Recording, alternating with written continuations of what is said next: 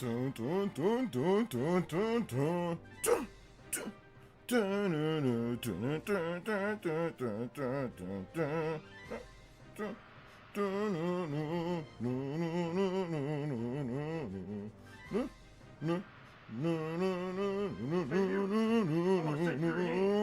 with the 3. Let's go. I was going to go back to Digimon after I beat Rebirth, but Ninja Gaiden 4 kinda has me hooked.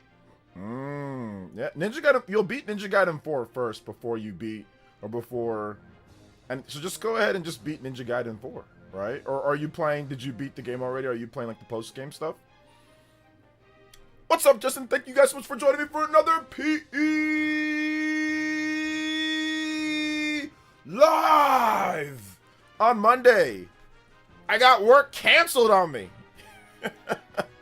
So I'm here at my other job. It's like, oh, I get to take the night. No, I don't. Because I didn't stream earlier. Because I got work canceled. So since I got work canceled, I go to my other job. But I like being here. That's the big difference. My other job, I like being there for some things, some stuff that I got to do when it comes to family stuff. But then outside of that, the driving doesn't, I don't like the driving. I can tell you that right now. But I am here. I am ready to go. Thank you guys so much, man. I appreciate you guys coming through to the stream. Welcome, welcome one and all to the PlayerEssence live stream. Today, we got a great show for you guys. We are going to be talking about the mixtape controversy. Nepo baby backed industry plant or charming coming to age middle class suburbia thingy that somehow big bald black guys on Twitter can relate with. 10 out of 10. 10 out of 10. Greatest game ever. Somehow, some way, they can see everything that they were going for. Because they had so many similar experiences to being a teenage white girl in the 90s. Listening to grunge rock music. No, not an industry plant whatsoever. Definitely goated. I don't know, man. When you start seeing stuff like that, kind of looks like it's an industry plant.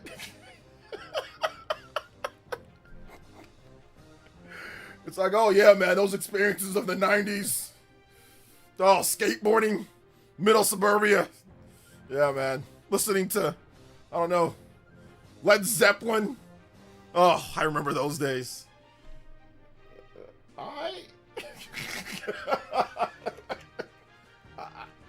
Okay.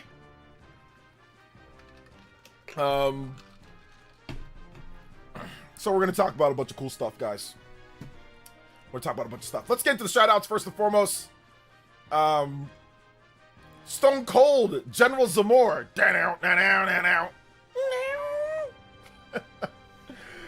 Yo, what's up? Dior is here. What's up, Dior? Welcome.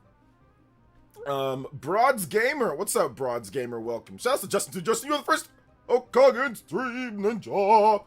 Remember, get your music requests in today, guys. We got a full extension. We got no limits. The scouter's breaking today. I got full no restraints today. So we can go the full 3 hours plus if we hit our goal. Shout outs, guys. I appreciate that. Shout outs to Justin. And it was 3 more. You can beat Justin on the board. Broads Gamer. What's up, Broads Gamer? Bro. Collier 666.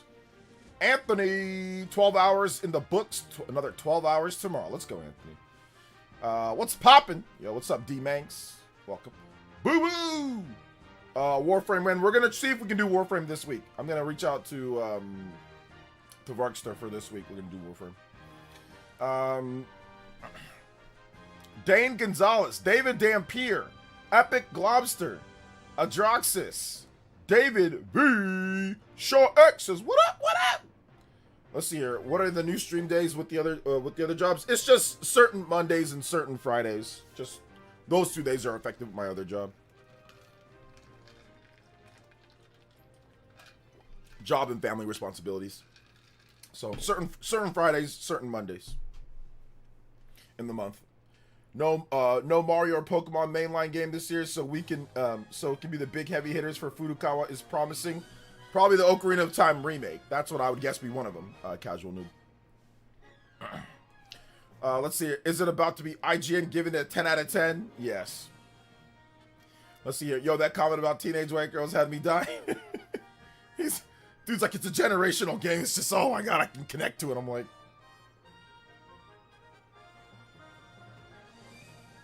like,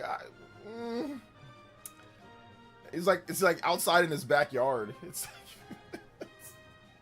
like, it's not even like in the studio, in the office, cutting together gameplay and like specifically talking about it. It's like in the backyard just talking about the game. It's just weird, bro. It's just weird. Anyway, it is what it is. Let's see here. Damn, people are crazy about Mixtape.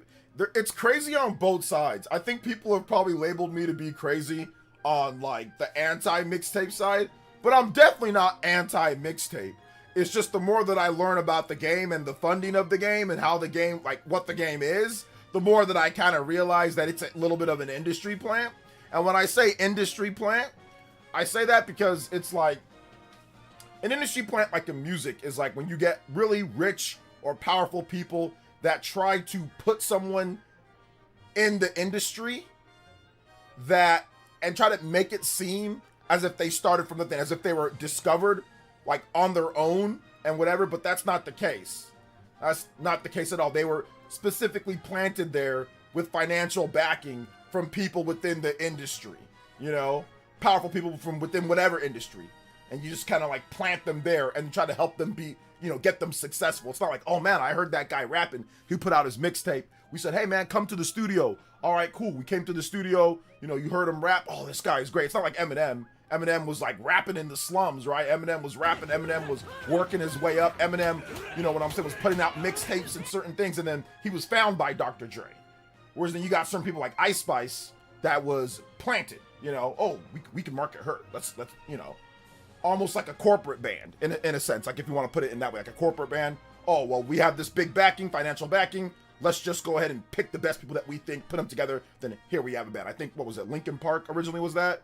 Or I forgot who, but you guys know what I'm talking about there. So some people are thinking that this game was planted because, and before I get to that big dono, the $10 from Shaw X, I guess the girl who made this game, or who she's, you know, at the top of the game, she's like daughter of like the 5th richest person in the world, like an Australian dude or something like that. So there's also that. And why, I mean, it was kind of seen as like, oh, it's supposed to be like an indie game when it's not really that. It's, you know, they got all sorts of money and funding for the licensed music, you know? So I think that's kind of where that's coming from. Shots with the $10 says, bro, RGT had me dying during the Spawncast. He was on one. Oh yeah. The Star Fox comment when I mentioned that Miyamoto was in the other room smoking while the Argonaut guys were working. That was actually freaking hilarious. That was actually one of his funniest. I mean, his funniest moments, like when he accidentally mooned the camera. But that was like up there with one of his in my opinion, one of his funny moments. Like what he said. He's like, put a fox in a suit. All right, dude, sure, no problem. Shout outs to Show X. Thank you for the big $10 dono. You are now the new Hokagen Stream Ninja. Anybody does 10 or more, you can put my man Shaw X on the board. Ayo. Next extension up, 2 more combos, and we've got it. Let's go. Thank you for the big 10, Shaw X. I hope Nintendo Direct happen in June 2026 so that everyone in the live chat, YouTube, Twitch will drop the price because of Nintendo Switch 2. Drop the price again. Drop the price version 2. Let's see here. OJ is Nintendo industry plant. See, here's the funniest thing. I can never be an industry plant because I started before Nintendo even said, and I know you're just joking, but I started before Nintendo even liked YouTubers. Nintendo hated us, bruh. Nintendo did not like YouTubers at all. And I was there in the trenches well before Nintendo. I was in the trenches before Nintendo even really started uploading on YouTube. That's the funny thing, is that before Nintendo even started uploading videos on YouTube like that, I was already here talking about Nintendo, talking about video games. So you can't plant me. I planted myself, you know? So that's the thing. Let's see here. Hate that it comes from the lack of gameplay. Sample Interactive was an industry plant, but I know hated. See, here's the thing with I don't think Sandfall was an industry plant. And the reason why Sandfall's not an industry plant, Sandfall, they had a concept, right? They were ex-developers, ex-Ubisoft developers. They splintered off. They had a concept. They were able to form it together, and they were able to sell their concept, yes. But I do not think it is the same thing, because we saw the run-up for Expedition 33. Now, is Expedition 33 a traditional or typical indie, as some people were trying to make it out to be? Absolutely not. But I don't think they're an industry plant. Do I think that they knew that the game was going to be successful in a certain degree? Yes. Do I think that they knew that it was going to be as successful as it was? No. But they knew that they had something, because you don't hire that voice cast. You don't get the type of funding that they got. You don't get the type of deal that they got if it wasn't going to be something, if it wasn't going to be something. What's up, the gamer legend? Welcome over there on Twitch. The hate comes from the, so yeah. So I don't think it was, but I mean, I don't know if it's because of the lack of gameplay, because Dispatch doesn't have gameplay, and Dispatch did not get the same type of hate that this game's getting, I think it's because of the 10 out of 10 scores, the crazy scores, and then people saw what the game is. I mean, and yes, to what you're saying, there's not much gameplay, but there's not much gameplay in Detroit Become Human. People love that game. So I think it's because of other things. Justin with the 3. If you really want some whiplash, play Ninja Gaiden 4 right after trying a minute of Mixtape. I know, seriously. Wow. That'll definitely give you some whiplash there. That'll definitely give you some whiplash there. But I know, Justin, you played a bit of Mixtape. You said it was trash, right? You didn't like it. Combo breaks. Also, Overclock, first 150 minute extension. Overclock Buster! Here we go. Thank you for the $3 dono. There's a reactionary hive mind going on here. They're attacking it because it's because woke. I think that there's some people, yeah, but I mean, from what I've seen with the game, it doesn't really seem that way. If anything, it seems like not anti-woke, but it seems like it's like grunge. It's just kind of like here's the thing that I think it is. I think that it was kind of being presented as some type of indie small game put together, but really it's not. It's backed by, once again, the 5th richest person in the world. I forgot what his name is, but y'all can look it up. Like the daughter, he's the daughter of the 5th richest person in the world. That right there is already going to put up the warning signals. And listen, let's keep it a buck. Let's keep it towards somebody that you guys know. If you found out that the daughter or son of Jeff Bezos, right, or Elon Musk, and made a game, but you didn't know beforehand that it was connected to them, but then you found out afterwards, but it was presented as like an indie game that somehow has all of these different expensive licenses inside the game, the radar would go off. The radar would go off for a lot of us. So I agree, yeah, there are some hive mind, everything's woke, that, whatever, right? You play as a girl, it's woke. There's some idiots there. But for me personally, it kind of comes off as, wait a minute, what's going on here? Because it's getting 10 out of 10s. IGN says it's one of the greatest games of all time. It's up there with Ocarina of Time. It's up there with, I don't know, like what, Uncharted 4. It's up there with some of these big games. Any game that got a 10 out of 10, right? It's up there. It's better than all of these games that have been coming out. Like, it's hard for me to believe that. It's hard for me to believe that. It's really hard for me to believe that. Arcade Perfect Review with the 100 trophy cake. Oh my goodness.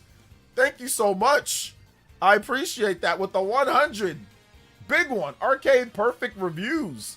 Sent 1,000 jewels trophy cake. Let's go, baby. Thank you so much, man. I appreciate that. Thank you so much for the jewels. That's awesome, dude. That is awesome. All right, let's get the 21 on here. So I appreciate that, guys. Thank you for your support, like always. You guys have been incredible already. You guys have been incredible. Let's keep it rolling. Flipping the Switch has another dono and says, not saying the game is not great. Also, thank you, Egomanic, with the 67 jewels, 6-7. And Nick as well with the 6-7. Thank you guys so much. I appreciate that. Not saying it's great, but a lot of the usual suspects are making their slop on this game, hating it for the wrong reasons. I agree. No, I agree with you there. There are people that are just using that the slop. Yeah. Shout out to the Legacy of Rain with the guitar. 1,000 now. Jules, let's go. And Dane as well with the 6-7. Shout outs, guys. You guys are on one today, man. Y'all are on one today. Let's go. I'm going to put those jewels in here as well. I think that's about the 1,000 jewels. I'm going to go ahead and put them in here as well. Justin as well with the GOAT. The 1,000 jewels as well. The GOAT. Let's go. Let's go. Let's put that to just 46. And also, my man D Manx, thank you for the 2 jewels as well. Appreciate that. The rich person, I think, is the Ellisons. Yeah, the Ellisons or something like that. So I think that's really what it comes down to, man. People are skeptical. I think people are being crazy. Don't get me wrong. Shout out to all the jewel peeps in the chat. But like, I think some people are being crazy. Like Flipping the Switch says, like, it's like some people are just being weird. You know what I'm saying? Like the same usual slop channels, right? Yeah, don't get me wrong. Like, I'm with you there. I just think that there's definitely some caution. When you got a game that's connected to the 5th richest person in the world, and nobody knew that beforehand, yeah, that's going to be something where people bring it up. Like, they're going to start, wait a minute, what's the connections there? They're going to start digging a bit deeper. Now, I'm like I said, 10 out of 10? 10 out of 10? And somehow this game is once again connected to the richest person in the world? Obviously, it might be too easy to say it's an industry playing game, but it crosses your mind. Right, like I said, if Jeff Bezos' son made a game, and then all of a sudden it was getting 10 out of 10s, you would be like, wait a minute, Jeff Bezos' son is making a game, one of the richest people in the world, and now all of a sudden, and he made a 3-hour walking simulator, where you barely play the game, where there's barely any gameplay, and all of a sudden he's getting 10 out of 10s, there would be instant, wait a minute, hold up, you know? Wait a minute, hold up, let's research things a little bit. So that's the only reason why I say that. Is because you have to in today's day, bro. You have to. I don't know if this is her first game or not. I'm not really sure. You know, I'm not really sure about all that. I just know that there's definitely some questions when it's something like that, you know? Yo, thank you, D-Max. Thank you for the 100 jewels. Thank you so much, man. I appreciate that. Let's go. I'm in high school. I want to be successful. You're older than me. I want to ask, can you give me some advice to be successful? Some advice to be successful, hit the books. Whatever you want to do, learn a trade and hit the books. You know what I'm saying? So if you want to go to college, and when you go to college, don't get a useless degree. Get an actual degree, like be an engineer or do something that's actually focused on where you know that you can get a good job right out of college and hit the books. Hit the books hard. Don't get a useless degree. Like that's just too generalized, that won't give you a job. So make sure you do something that's specialized. If you don't want to go to college, go into a trade school right away. Learn how to be a plumber, learn how to be an electrician, learn how to do something that's going to get you instant, you know, learn how to repair ACs, you know, learn a trade that's going to be able to get you stable employment. 777AZ, double OG, and says 777. Yo, thank you for the 777s. I appreciate that. Let's go. That would have been the what's it called? The lucky 7 if it was the Streamlabs link. But close enough. Close enough. Let's go. Oh man, close enough. 53 on the board. Hey yo, appreciate that, guys. So the dev related to Devin Ellison. I don't know, Dane. I said I don't remember. I don't know the name of the guy, but he's the 5th richest whatever, or one of the richest in the world. So I don't know if it's exactly that. So y'all can look it up if you want to. I don't feel like doing it. But what I do know is that, yes, it is one of the richest people in the world. It's like that person's daughter. Shout outs D-Manx. Thank you for the core crystals, man. I appreciate it. Shout outs to Varkster. What's up, Varkster? How you doing today, brother? Welcome. Jamar is here in the chat, too. What's good? Welcome. Superpower Man. What's good, man? Welcome. Let's see here. You answer this question. Oh, okay, cool. Okay, that's his sister. Okay, sister. I thought it was daughter. Sister. Watch the entire playthrough of Mixtape. It's like a 5 out of 10. You can cut out the inner parts and put it on Netflix. They might do something like that.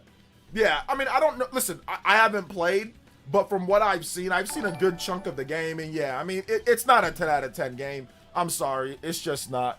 You know, but hey, it is what it is. D-Main, thank you for another 10 jewels as well. Thank you so much, dude. I appreciate that. What's up, Mario? Welcome to the stream, brother. How you doing today? Big love. Big love. Hey, what's up, party man? Welcome. How are you doing today? Yeah, 10 out of 10 is a hard... Yeah, 10 out of 10. It's hard to believe that that game's a 10 out of 10. IGN gave it a 10 out of 10. It's hard to believe that it's a 10 out of 10, you know? So, I like I said, it's getting pretty good reviews. Now it's kind of mellowed down a bit. It's about like in the mid-80s, 85, 86, that range. So, I mean, it's all right, you know? But I think that's what people were kind of like flipping out about at first. At first, it was a lot higher. At first, it was like a high 80s, and people were like, Mixtape? And they started looking into it. They're like, wait a minute, a 3-hour, barely interactive, you know, vibes type of game is a 10 out of 10. I mean, and sure, if you connect to it on that type of level, can it be that for you? Sure, but it's just like, I don't know, man. Like, I don't know if games like that should be getting 10 out of 10s from a site like IGN. But then again, remember what I said though, guys. I said, I don't really listen to any other websites or anything when it comes to review scores and all that. I stopped listening. I stopped paying attention. So it don't really matter to me. I just go over it sometimes if it's like a big game that I'm going to play. I'll go over it to get other people's opinions when it comes to like the review roundup. Like I'll go over that like sometimes on it, but like, do I care? Do I base it off of what other people are saying? Absolutely not. Absolutely not. I get that people like it, but all these 10 out of 10s is because of the vibes. Yeah, pretty much. It's a vibes-based 10 out of 10 game. Because it's not gameplay-based. It's not innovation-based. It's not based off of gameplay. It surely ain't based off of gameplay. It's based off of vibes. It's based off of music. If you love the music from that era, I guess they've got like some good 70s and 80s music or something like stuff like that. Maybe some 90s music. But, you know, there's a lot of good licensed tracks, at least according to what RGT said. I'll keep it a buck. I didn't know anybody that he talked about or anybody, like when I listen to the music, I mean, I've heard some of the tracks, but I haven't heard, like, I don't know all the names to the tracks. Like when it comes to like rock music, you know, I know about like Black Sabbath, like I know about like Led Zeppelin. I know different tracks. I just didn't grow up around that music. So I listened to that music later. I didn't listen to it like in my childhood. I was listening to, you know, I was listening to like Will Smith, and I was listening to like, you know, even him was like 80s or like a lot of 80s tracks. I was listening to Run DMC. I was listening to, you know, stuff that was popular where I was at. You know, MC Hammer was, I mean, I wasn't really super young, but MC Hammer, like in the early 90s, you know, stuff like that. I was listening to Bone Thugs and Harmony. I wasn't listening to all that. I was listening to some rock though, like AC/DC. I was listening to like Guns N' Roses. I was listening to Nirvana. Like, I don't know if they have tracks from those bands, but the tracks that were coming up on that when I watched and what RGT was saying, I didn't really know about those guys. I didn't really know about a lot of the music there. So, Smashing Pumpkins was about the only band I recognized on the soundtrack. Okay. Yeah, I know about Smashing Pumpkins. Like, I know about them. Like, I didn't really listen to their music like that, but I know who they are. Like, I know who they are. So, like, yeah, I didn't really know any of the music. So, it's hard for me to connect to it. Now, if they did it to where it was like, you know, Guns N' Roses and AC/DC and like Metallica, if it was music like that, then I'd be like, oh, okay, yeah, here we go. I know this music. Like, you know, I listened to that stuff back in the day too, you know. So, but I mean, the music, I didn't know who those people were, which is no disrespect to the musicians, you know. IGN gave Soros a bad score. What did IGN give Soros? Hey OJ, I feel like it was more of a film or TV series. I can see it receiving a higher score, but in my opinion, if it's a video game, it should have way more substance than in gameplay side. I agree, man. I think it should too.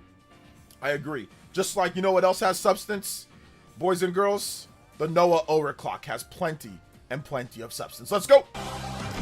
Overclock Buster. Shout outs, appreciate that, guys. Overclock, let's go. 45-minute extension. Next one up, we got 7 more combos. And we at the Noah and Mio. Let's go. What's up, Johnny? Welcome. I want to get into Fire Emblem. Which one should I try first? Just Fire Emblem 3 Houses is fine. 3 Houses is a good one to try first.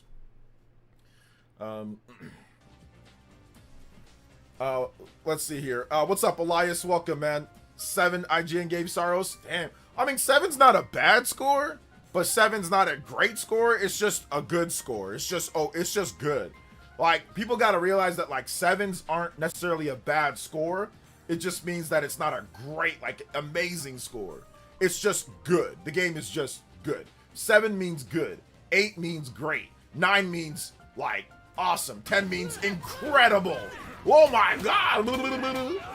You know, 9 also kind of means like, oh my gosh, really, really, really good. 8 means, oh, this is great. 7 means this is good. 6 means this is good, but there's some severe issues. 5 means kind of pretty much it's playable, but it's kind of trash. Obviously 5 and below or below 5, complete dog water, you know, just complete dog water. So keep that in mind. Yeah, I mean, I think Saros is probably more of a, Saros seems like a 7 or 8-ish type of game to me, 7 or 8, maybe higher 8 because it's better than Returnal. Returnal was like a, you know, 8 mid 80s. So yeah, I think that, you know, it's IGN though, so it is what it is. Shout outs to Varkster with the 20. Aussie. And he says, I really started thinking about it in the 24 hours. Imagine the amount of vitriol we'd see if, online if Nintendo announced a partnership with Bamco in the pursuit of Gen AI. Sony got away with something yet again. I mean, once again, I mean, I've already went over this, and I went over this a number of times. If Sony does it, it automatically becomes okay because they are the industry default, and that's what they're the pay pigs of the industry when it comes to what the reviewers and everybody play. A lot of people play, so therefore if Sony does it, it's okay. Now if somebody else does it, it's not okay. But if Sony does it, it's okay. The reason why the price increase wasn't as big of a thing is because Sony already increased the price multiple times. that's the reason why. That's the reason why the price increase for Switch 2 is not getting criticized as much, is because Sony already increased the price a couple of times, you know? So people would look like hypocrites if they went insane on the price increase, you know? So that's really what it comes down to, man. Shout outs to Varkster. Thank you for the big 20. Aussie. Let's go. Actually, hold up. Let me change that. That's about, I think it's about, what is that, 15? Okay, so that's 68. There we go. 68. And you are now the new Hokage. Put the 15 on there. Thank you so much. I appreciate that, Varkster. Let's go. Anybody's 15 or more, even man, Varkster. On the board. Thank you for the big $15 dono. I appreciate that.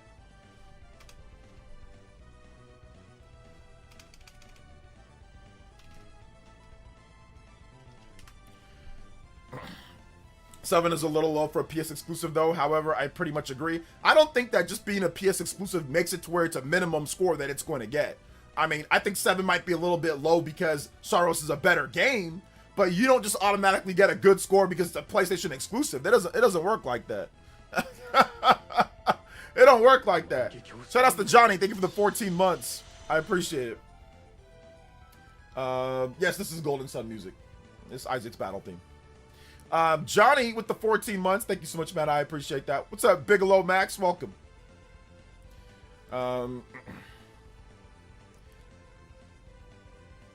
Just joined the chat. Did you see what the that one streamer got banned till December 31st for streaming Forza Horizon 6? No, I didn't see that. No.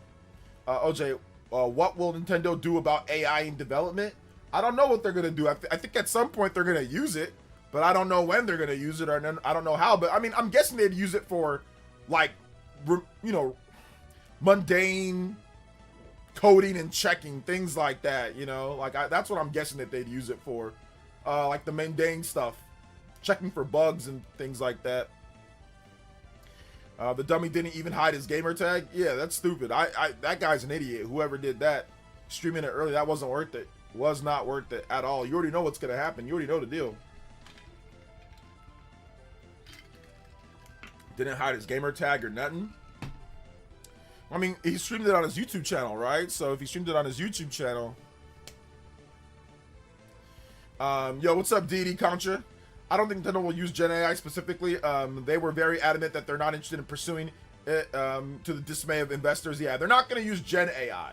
Generative AI, like regular AI is fine. Like if you're using AI for just like simple idea or brainstorming, that's one thing, right? To help out with development. But if you're using generative AI, that's different. But yeah, Sony's using generative AI. I don't think Nintendo's going to use generative AI, but they'll use AI like to help out if they're not already using AI to help out when it comes to certain things, you know? Let's see here. Mixtape Game of the Year? No, it's definitely not. But I guess some people might give it Game of the Year. What's up, Mutation D? I'm not saying that IGN is seen as being lenient when it comes to PS exclusives, so 7's kind of rare for them. I don't know if that's the case or not. I don't keep up with IGN scores enough to know if they're lenient towards the PlayStation exclusives or not, you know? I'll keep it a buck. What's up, Crimson Flame? What's up, Mutation? What's up, Gambit? Nintendo was smart in that sense, like not chasing live service or VR. Yeah, I mean, they did a little Labo VR, but that was trash. So they were able to just dump that pretty easily. Yeah, I agreed. AI is existing for years now. Gen AI is what folks got an issue with. Well, not anymore, not with Sony. If it was just Bandai Namco doing Gen AI, people would be like, oh my god, but since Sony is attached to it, well, I already have a PS5, so I guess I can't be too angry. New rumors saying Tifa and Street Fighter 6 will be revealed at Summer Games Fest. We'll see.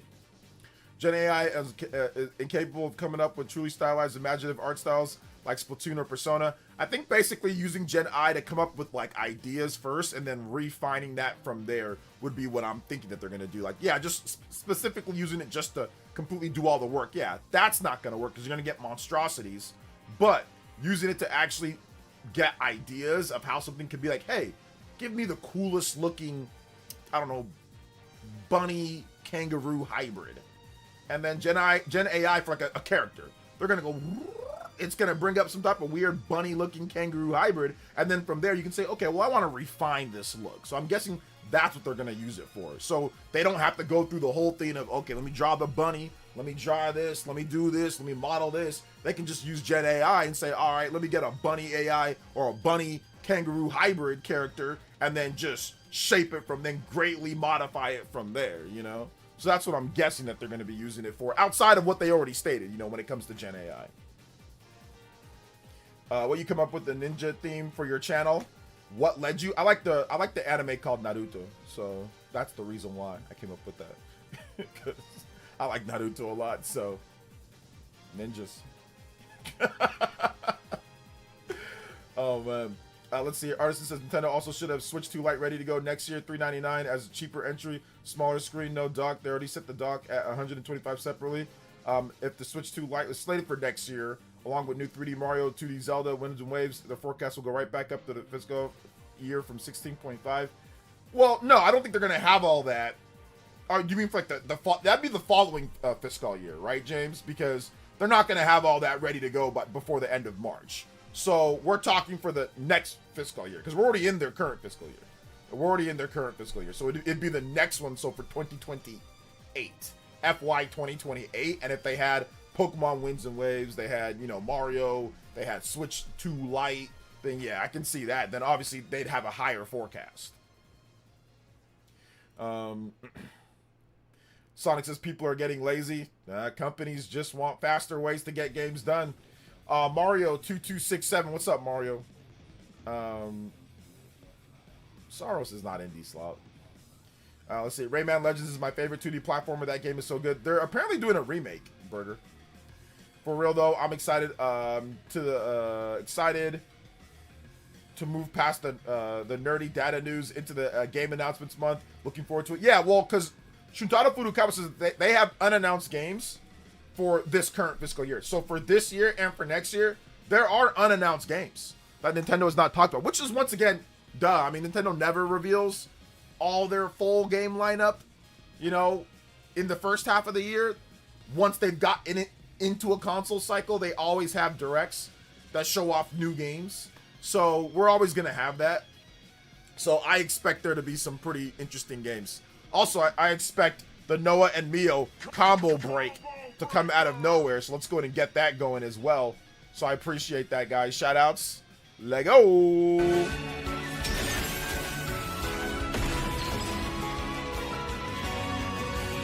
Listen, I know you don't have this time, but I recommend trying Avatar: The Last Airbender. Yeah, maybe one of these days, Superpower Man. Let's see. The coolest thing I could ever happen was that the end boss from the game, based off the experience of the individual player, and to change the look of the final end boss. Okay, cool. Sounds good. OJ, I'm pretty sure F-Zero is coming. Part of Nintendo's strategy in reviving IP, it's happening. You think F-Zero is coming? I mean, that's a chance, Felipe, for sure. I mean, look, they're reviving Star Fox. I mean, why not remake the first F-Zero? You know? Or why not remake F-Zero GX? Or why not remake F-Zero F-Zero X? I think that remaking GX or remaking the original F-Zero and then adding in elements from like F-Zero X and F-Zero GX, I think that'd probably be something that people would be interested in. Dane Gonzalez with the $3 dono? Looks like the Ellison's own Annapurna Interactive, which was the publisher. It could explain the review score. Outlets might want to make them happy since they own Paramount, Warner Brothers, and TikTok. But I don't see how it's a plant on the dev side though.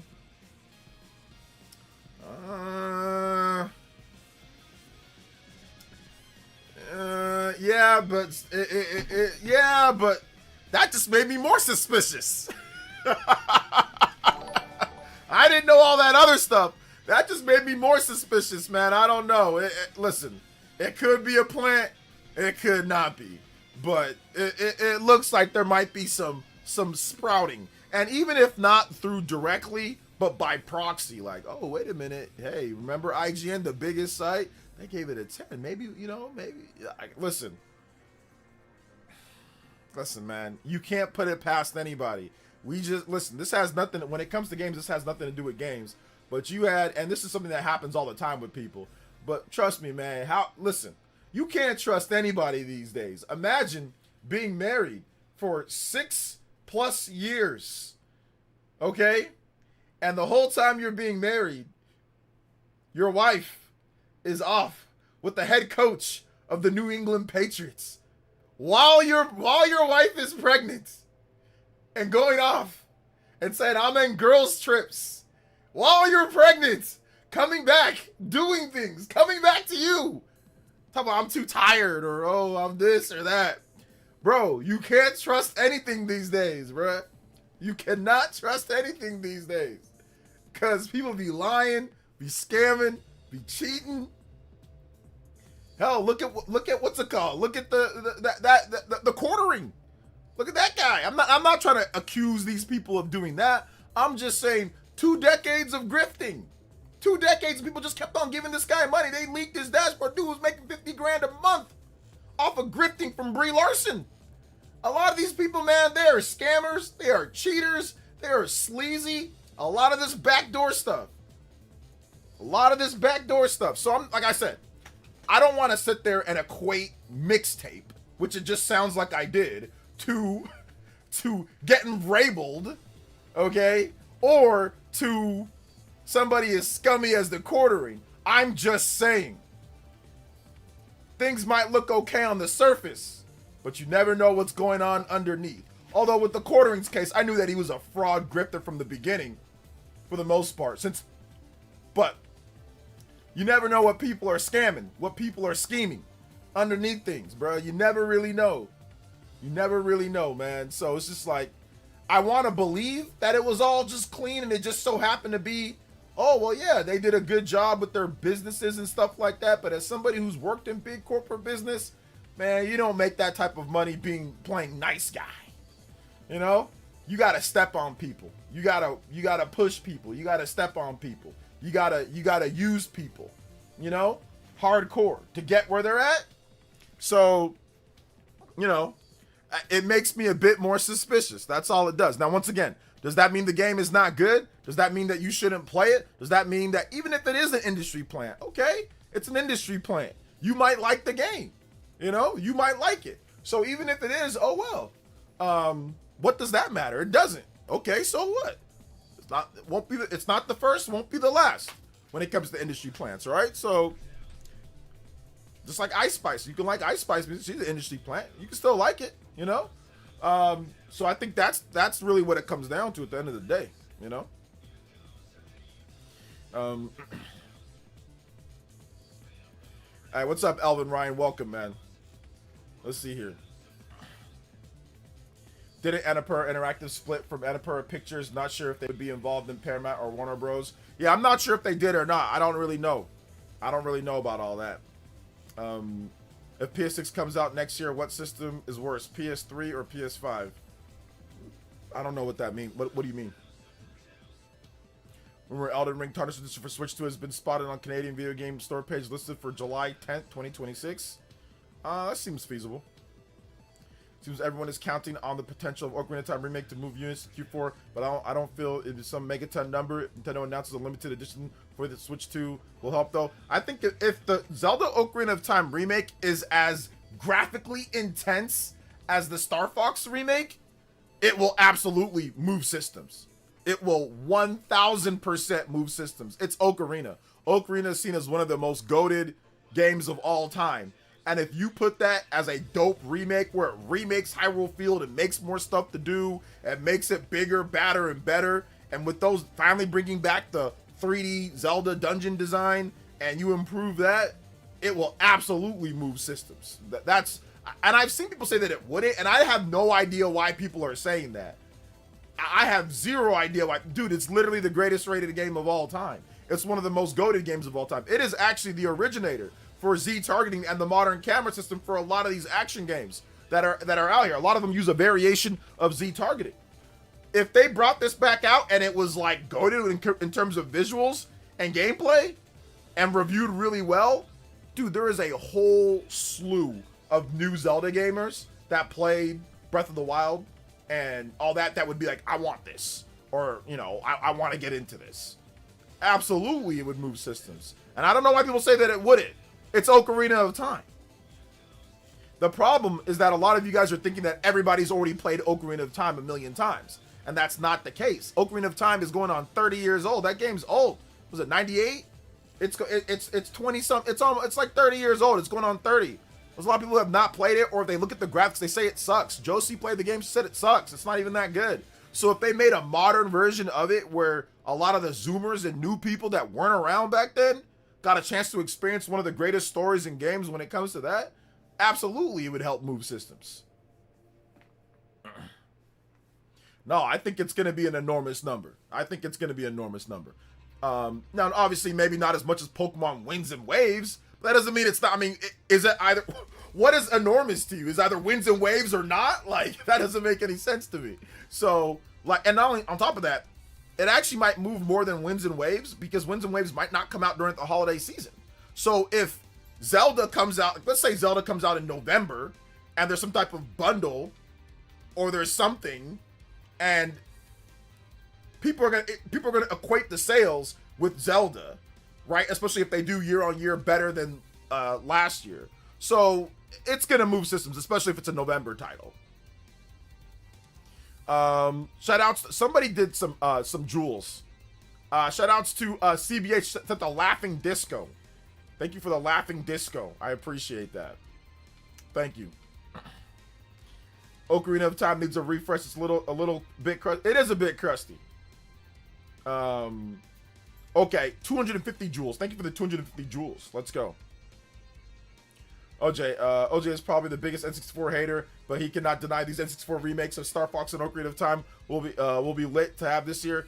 Yeah, I'm not a big 64 guy, but I mean, yeah, if you're gonna remake the games where they run and look good and they're not crusty like they are on the 64, although I will say this, Star Fox is not crusty on the 64. It plays pretty good on the 64. It actually plays pretty smooth and good on the 64, and it looks great too. Like, it looks great. At least at the time, it looked great. So I will say that. But once again, yes, bringing back some of these N64 games, like with better graphics and all that, that'd be good, you know? Yeah, I'll play Mina the Hollower. Let's see. What's your guess that Zelda Ocarina of Time remake will be using slingshot and bow first or third person view? They probably have both, right? Yo, what's up, Dre Day? You haven't been getting my notifications. Ah, that sucks, man. I'm sorry to hear about that. Good to see you here. Welcome. Dre Day's here in the chat. What's good? I played 2 times on the 3DS. Oh, yeah, I have the 3DS version as well. Where's my little 3DS version? I think my daughter spilled water on it, though. So I messed up the box. Where's my 3DS version of Ocarina of Time? I know it's around here somewhere. Ocarina. I don't know where it's at. Yeah, I don't know. I can't find it. I want to show you guys my awesome Ocarina of Time. Yeah, I can't find it, guys. It's not here. But she spilled... Oh, wait. Hold up. No, that's a Link Between Worlds. She spilled water on a couple of my boxes. I'm going to show you guys. My Mario Kart 7 box. She spilled water all over it and messed it up. Or like juice or something. So I know this one got messed up. This box got messed up. It's hard to see because the contrast. But yeah, that one got kind of messed up. Yeah. But I got my Mario Kart 7 right here, you know. She used to mess up my daughter used to mess up my 3DS games all the time. She would take them out of like the case that I had, and she'd hide them all over her room. It was crazy. She would hide them everywhere. Let's see. I do think Yoshi, Star Fox, Splatoon, Raiders, and Fire Emblem Forces Weave will become 1 million plus sellers each. Summer good lineup overall. Yeah. Oh yeah, that's a good lineup for summer. Yoshi, Star Fox, Splatoon, Raiders, and Fire Emblem Fortunes Weave for summer. That's a fantastic summer. That's a fun, you know, it fits the vibe of summer. You know, it fits the vibe of summer. Like, even like Fire Emblem is just kind of like a daytime game, you know? I don't know. Thoughts on Twilight Princess PC port that came out the other day? I don't care. I don't play PC, so I don't really care about the PC port. Sadly, I think Ocarina of Time remake is just going to be like Mario Galaxy 1 and 2 on Switch, not an actual remake, but just an HD port. I doubt it. I doubt it. Based off of what Nate had to say here, I doubt that it's just a HD port or something like that. I doubt it. It seemed like he said it's going to be like a full remake. Based off, like I said, based off of what he's saying, it does seem like it's going to be a bit more in depth than that. Because he did specifically say remake. He didn't say HD port or anything like that, or just like the 3DS version or something ported over. So I doubt they're just gonna do that. I doubt it, because then they can just, that's just like an NSO thing, right? You can just it's already on NSO. What's the point of doing that? You know? Let's see here. What's your favorite Legend of Zelda game? Breath of the Wild, probably. Breath of the Wild and Wind Waker. Breath of the Wild, Tears of the Kingdom, Wind Waker, and Ocarina of Time, like those 4 games. They wouldn't call it remake if it was an HD port. If it was HD port, they would have just said there'd be no confusion. Yeah, I think that, like I said, based off of what Nate said here, it does seem like it's an actual remake, not a port. I'm not mad, but this year's kind of mid. I disagree, man. Give me a year that's been better when it comes to summer games that's been released. Give me a year for any platform that you know of that's been better for summer releases. Multiple summer releases. Go ahead. I'll wait. Elvin Ryan with the 3 months says, sweet, I'm 3 months membership. I love my DS Lite. I want more Nintendo accessories for the generation. Yo, shout outs, let's go. Last year, what were all the games released in the summer last year? It was just Mario Kart World. Everything else was, and Donkey Kong Bonanza, and then everything else was kind of more fall. That was not a bigger lineup. What are you talking about? Let's see here. Wait, just two games? Nah. Donkey Kong Bonanza and Mario Kart World is not better than those 4, like, than having Star Fox, Fire Emblem, Splatoon Raiders, Yoshi. Nah. 2 games is not better than 4. Don't get me wrong, Donkey Kong Bonanza and Mario Kart World are great, but nah. Nah, I don't think so. Let's see here. Also, thank you for the jewels. I appreciate that. Let's see here. Metroid Prime 4 underrated. That was a fall game. That was not a summer game. So I said summer. He just said 2 games was better than 4 games, and I'm like, I don't think so. Don't get me wrong. Donkey Kong Bonanza is awesome. Mario Kart World is great, but like, I don't think that's gonna beat out the totality of Yoshi the Mysterious Book, Splatoon Raiders, Star Fox, and Fire Emblem Fortunes Weave. I don't think that's gonna beat that out. Nah. Fortunes Weave has a possibility or a chance to review as high as Donkey Kong. I think that's what some people aren't realizing. The last major Fire Emblem game that we got was Fire Emblem 3 Houses. Yes, we got Engage, but Engage is a little bit of a different thing. When it comes to mainline Fire Emblem games, those ones review pretty high. This one has a chance to review just as high as Donkey Kong. Shoutouts to Hey with the 1,000 jewels. Hey, yo, thank you so much for the 1,000 jewels, man. I appreciate that. Let's go. Let go. And also King Treefeek with the 250 jewels as well. Thank you so much, man. I appreciate that. Let's go. And Jessica with the $1.99 says, currently loving Monster Hunter Stories 3. Would I love Xenoblade? Yeah, probably. And Nick with the marshmallow high five, and with the 100 core crystals. Yeah, you'll probably like Jessica. You'll probably like Xenoblade if you like Monster Hunter Stories 3. You'll probably like it. I mean, it's long, in-depth RPG. I mean, one of them is turn-based, one of them's action, but I think you'll probably like it. So yeah, there you go. if it's anywhere near as good as Three Houses, except for at least a Metacritic 85. That's what I'm saying. Except for at least a Metacritic of 85, you know? I can't stop thinking about Star Fox. The music has been in my head. Yeah, absolutely. Absolutely. Star Fox to me is a game, bro. I've been thinking, I want to just make Star Fox videos all day. I've been thinking about Star Fox nonstop since the announcement. Like, nonstop since the announcement, bro. So it's been crazy. And Rhythm, that's true. You also got Rhythm Heaven Groove as well, if you want to add that game in there. We'll see how good that game is or not. Let's see. Has secretly gotten worse for these games? They just keep getting leaked. Secretly gotten worse? I don't know, Daniel. Do you think that Fire Emblem has a chance to sell as much as Donkey Kong Bonanza? Probably not. No. Not in the short term, no. Long term, no. I don't think it does. Just no. Just no and no in general. I think Fire Emblem's probably going to sell like, 2 million units like fairly quickly and then just kind of slowly add on as the generation goes. I don't think it's going to sell like, 4 million plus as quickly as Donkey Kong did. That's a lot of units to sell. Like selling 4 million, for a game like Donkey Kong Bonanza, that's a lot of units to sell on an install base of about 20 million. That's not easy. So I don't think Fire Emblem's going to hit those numbers, but I think Fire Emblem's probably going to have about 1 million people pretty much go out there and buy it day one. That's about the general installed base for like Fire Emblem's like a core base of about 1 million people that will buy the game no matter what at this point. Because that's pretty much what we got for Engage. That was just bought by like the core Fire Emblem fans and a few outside people. So that's about what I'm expecting at the beginning. And then slowly tacking on. If the game is good, if the game is really good, then slowly tacking on extra sales after that.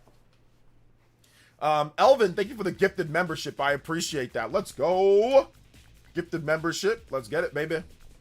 Does Japan's market like Fire Emblem or more of a Western game in terms of sales? It sells more here in the West, not because it's like people like it here more. It's just that there's more people here in America. So most games, even the biggest games that are popular in Japan, usually sell better. So you got to look at it as like per capita.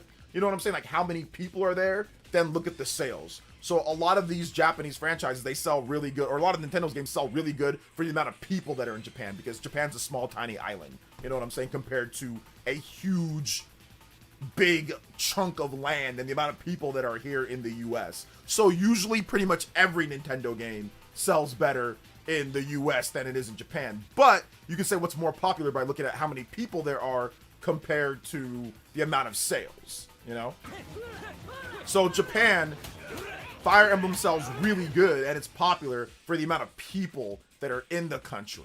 But it's not like the most popular IP. It's not like Splatoon. Splatoon is far more popular than a game like Fire Emblem. But Fire Emblem, it does sell well in Japan. It does do good.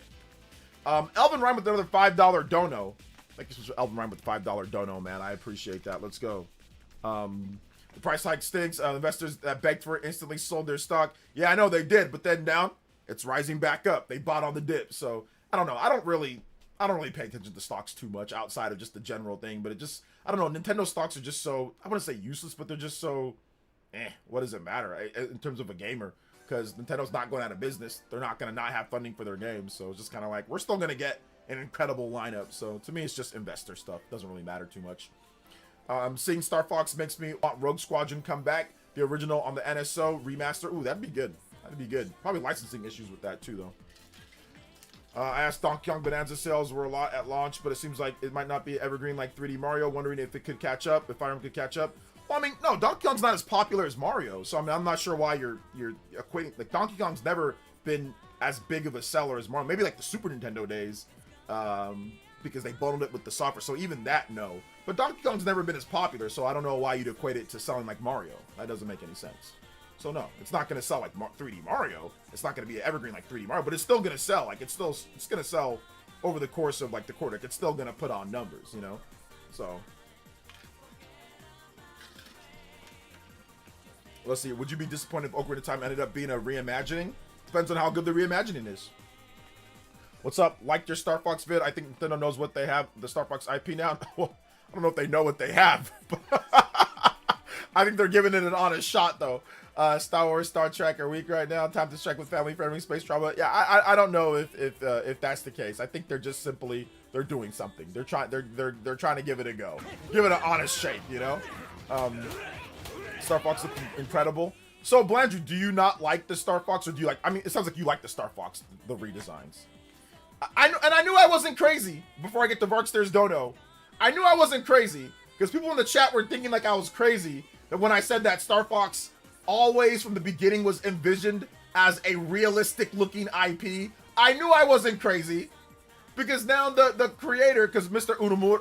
Umura came out and was like, oh, well, I like the new Star Fox, the movie design more. But I like the other one too. Like the new one's cool too, but I like the movie design more. And everyone took that as like this design sucked because the guy who created Star Fox doesn't like it. Even though he said that he liked the new designs. But then he came out and said, when I was making Star Fox 64, these are the visuals that I had in my head. Hyper realistic. I knew it because the original game was meant to be a hyper futuristic realistic game. I'm over here arguing with a bunch of freaking furries and zoomers who weren't alive in 1993 to tell me that I had imaginary friends and that I was just making things up. No, I wasn't. They're damage controlling the damn commercial where they put a freaking fox, a real fox, not an animated fox, but a real fox in a spacesuit for a commercial. I don't know if I can handle another reimagining. I had to watch a couple of videos after I beat FF7 Rebirth. Lol. Yeah, shout out to Justin. Thank you for the 3. So I knew. Thank you for the 3, Justin. You are awesome. Combo breaks. We are close. Yo, let's go. We are close. So I knew I was not imagining things, as this was a hyper. When I played Star Fox on the Super Nintendo and Star Fox on the 64, it was seen as a hyper realistic looking game. It was not a stylized Mario anime thing type of thing. It was not.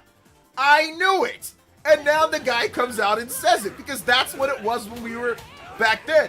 In 1993, I remember when I first saw Star Fox on the commercials, I begged my parents to get me it, and it looked realistic. It was marketed as realistic. The fox looked realistic, the puppets. All of that was part of the realism factor. The commercial with the freaking fox in a suit. That's what they were trying to do from the beginning. I'm sorry, man. I am sorry. That is, I was right 100%. I had people trying to tell me that I'm wrong, that it was stylized. Cap and a half. Shout outs to Blandrew with the 10. Because people keep saying they want sequels to 64 instead of the remakes, and I'm like, do you guys think Adventures, Assault, and Command were? They really don't care about the series. LOL. Sales show it too. Yeah. People didn't really support it like that. I think a lot of people emulated it and pirated those games and just felt like they deserved a new game because they pirated Star Fox Assault, you know? They didn't, I mean, they might have been too young to buy the game or couldn't afford it, but they pirated and played it on Dolphin. Then all of a sudden they're making demands, you know? I think there's a lot of people like that. Or Command, Star Fox Command, right? They pirated Command, they pirated Assault, they pirated Adventures, and then they're Star Fox fans, but they're fans based off of pirating the game and not actually supporting the games when they came out so the series can continue. So I think there's a lot of that going on too. So let's see, bro. I had a Zoomer tell me Martin was only showing on HBO. Martin? The show Martin? Oh, that was on regular TV. When it comes to Nintendo stock, it's weird. It went up when Pikmin Go launched, but then it went down when investors realized it had no involvement. That's how stocks are. Stocks aren't based off. They're based off of vibes. They're based off of what they think. They're not based off of actually how great things are or how good they're doing. Because obviously Nintendo did great for the year. They exceeded their sales expectation for the year, and they made plenty of money. But like, oh, there's no AI. There's no, they lowered their forecast. Oh, they lowered it because the price increased, even though they wanted the price increase. So stocks and investment, man, it's based off of just vibes. It's not based off of like actual like, oh, okay, here are the results. It's not 100% based on just the results. How about that? What if Ocarina of Time Remake was split into 2 games, child and adult adventures? It wouldn't be, but no, it wouldn't be. Static has only sold 8.5 million across the first 4 mainline titles. What's Static? What are you talking about? Kevin with the $2 dono says, "What's up, OJ? What's up, OJ? How are you? Can I get any music from Fire Emblem? Yes, you can. Let's get some Set Omnia. This is one of my favorite tracks. I use it in my videos all the time. Stocks are future oriented. It's prediction. Yeah, it's a prediction thing. It's not just based off of how they're doing, you know? Do you think Xbox console price will actually drop? No, because the component pieces to make the Xbox have not dropped. You guys got to realize it's not based off of them just wanting to increase the price because they hate you. It's based off the components, and it's based off of it. It's based off of how much it costs to actually make the system, put the system together, the oil to ship it. Like, the problem is that since 2020, I don't want to get into politics, but since 2020, there's been some things that have happened that have dramatically increased the cost of everything, starting with COVID and then moving into politics. And the problem is that the politics are really, really, really holding down. Like I said this on this podcast, and I'll say it again. There are people in power that do not like the video game industry, straight up. And they are doing nothing to help the video game industry. Absolutely nothing. They don't like the fact that the video game industry is above TVs and films. They don't like that, man. Because these people have no association or attachment to their crypto schemes or to their other stuff that they do. So that's the reason why the video game industry is just getting slammed right now. It's just getting absolutely slammed. So that's really what it comes down to, man.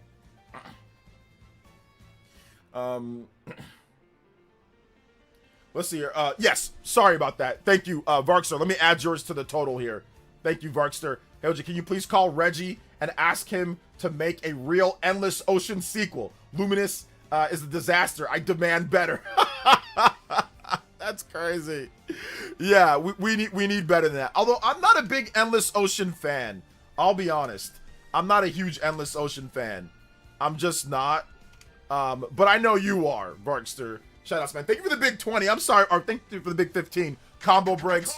You guys give him some love in the chat. Varkster as well. Adding that up. 30 on the board. Anybody's 30 more? You good, man? Varkster on the board. Hey, yo. Thank you for the big support today, Varkster. I appreciate that. A couple JoJo's here as well. 3 in total if you count that up. Shout out to Varkster. And was 15 or more, you can beat out my man Varkster on the Ninja board as well. And Varkster, if you want some music, let me know. You don't have to donate again. Just put it in the chat and I got you for some tracks. So, let's get this straight. Even if you buy the game physically and own it, Nintendo says if Pokemon, you can't stream the game, which is making a lot of people angry who their game.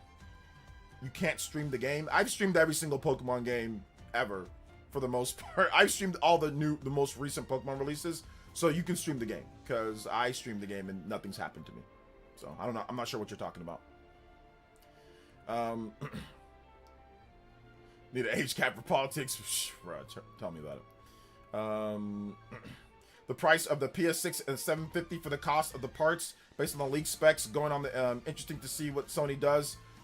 It might even be more than that, but once again, I don't know if I trust leak specs more than anything, so I don't know if I trust all those things when they put out those stuff. But here's what I do know: the prices have been going up. Component costs, RAM, and all that stuff's not been going down, and shipping, oil, gas, all that stuff's been going up in price. So that's the problem.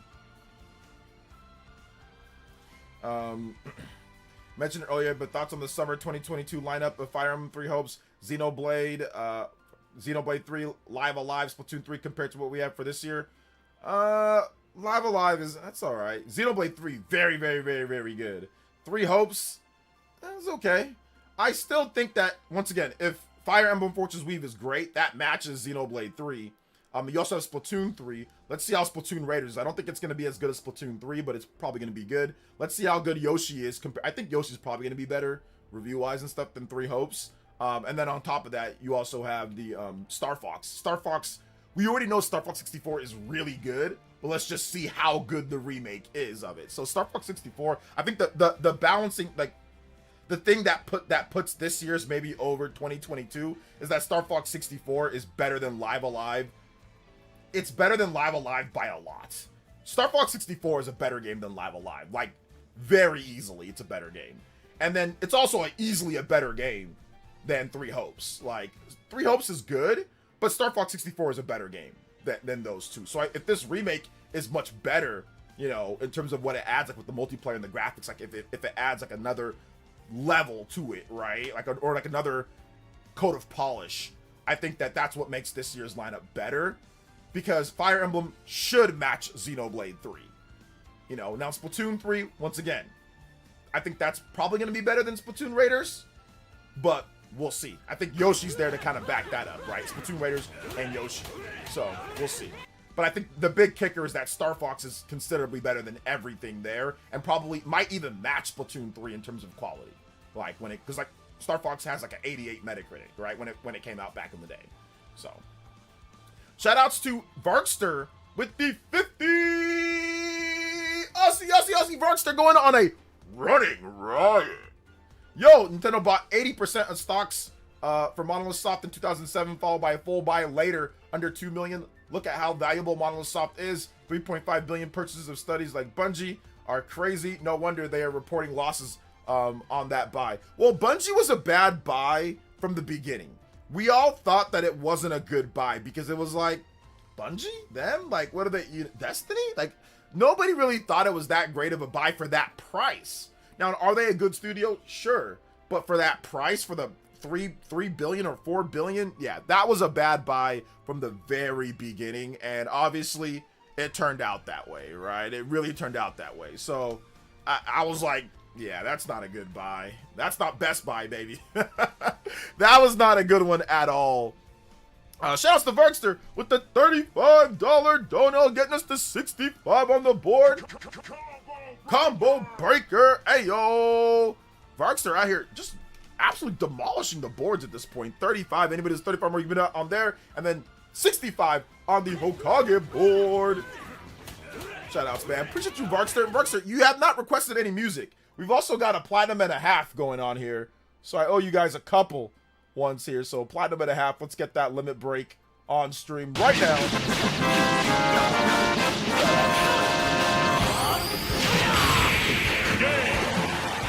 With Dre Day with the 2 says Bungie either getting sold or shut down. I mean, I don't think they're going to get sold because their value is nothing at this point. I don't think they have much value, so they'd be sold for peanuts. So I don't think they have much value. Thank you with the... Hold up. Is that 100 core crystals or 100 jewels? Thank you with the times 2. What does that mean? I'm not sure what that means. Thank you for the jewels, though. I appreciate that. Let's go. It doesn't pop up in my activity feed, like the jewels, for some reason. It does not pop up at all. So, thank you for the jewels. I appreciate that, though. Sometimes it pops up in my chat, though. I requested for you to pull out the ukulele and give us a solid beat. Dude, I can't do that. I cannot do that. You got to give me some regular music. Give me some Warframe music, brother. Give me some Warframe music. Come on now. Long Nintendo can be behind power compared to other companies, starting with the Wii to innovate is working out. I think really it's not even about being behind on power. It's about creating a hybrid platform so you can maximize what you can do from a game development standpoint, you know? In terms of like handheld and home console hybrid. Do you think Ocarina of Time remake will have any new dungeons? I'm not sure. It might, but it might not. You know. Let's see. Ukulele. It's like a little small guitar. Ukulele. PlayerEssence. What's up, OJ? How you doing today, baby? I like your video. What's up? I missed so far. Just got home from work. Oh no, we're good, man.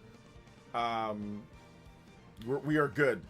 Oh, David Beaufort. Shout out to David Beaufort. Thank you for the jewels, man. Appreciate that. Let's go.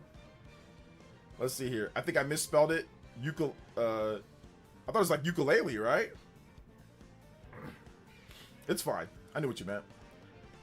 Nuke the stream and play us some Michael Jackson. Yeah, right.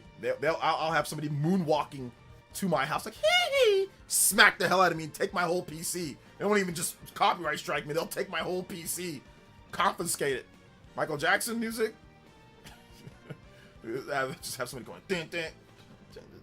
Just somebody dressed like the damn Thriller. Dun, dun. Just coming just like that.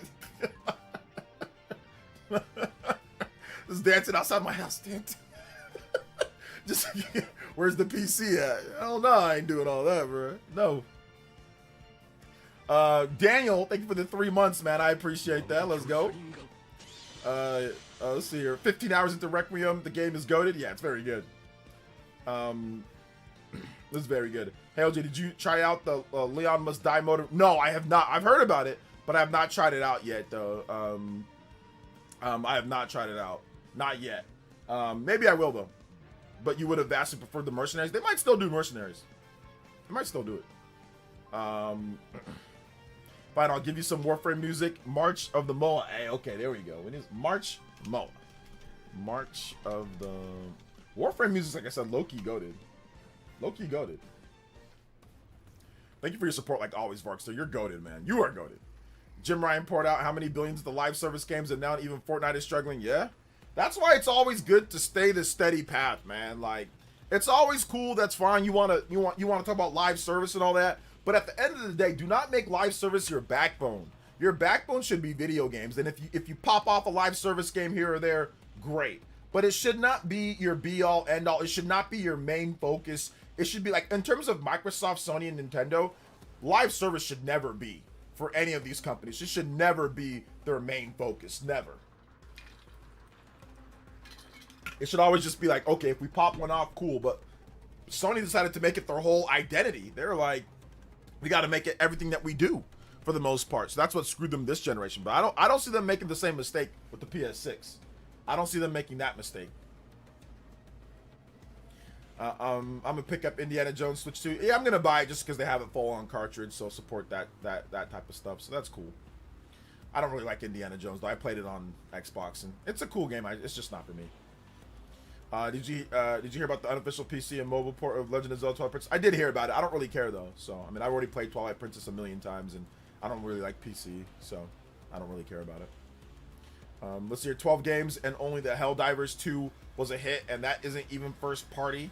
Yeah, that's what I'm saying. Like, they didn't really have any live service hits outside of Helldivers. I mean, in terms of live service, like, what other games? Like, it looks like Marathon. It's not a complete flop like Concord, but it's like, it's not a complete flop like Concord, but it's like, it's definitely not doing good. They're not making enough money on that game. They had a massive loss, so like, I think that's really what it comes down to, is that their live service initiative failed spectacularly.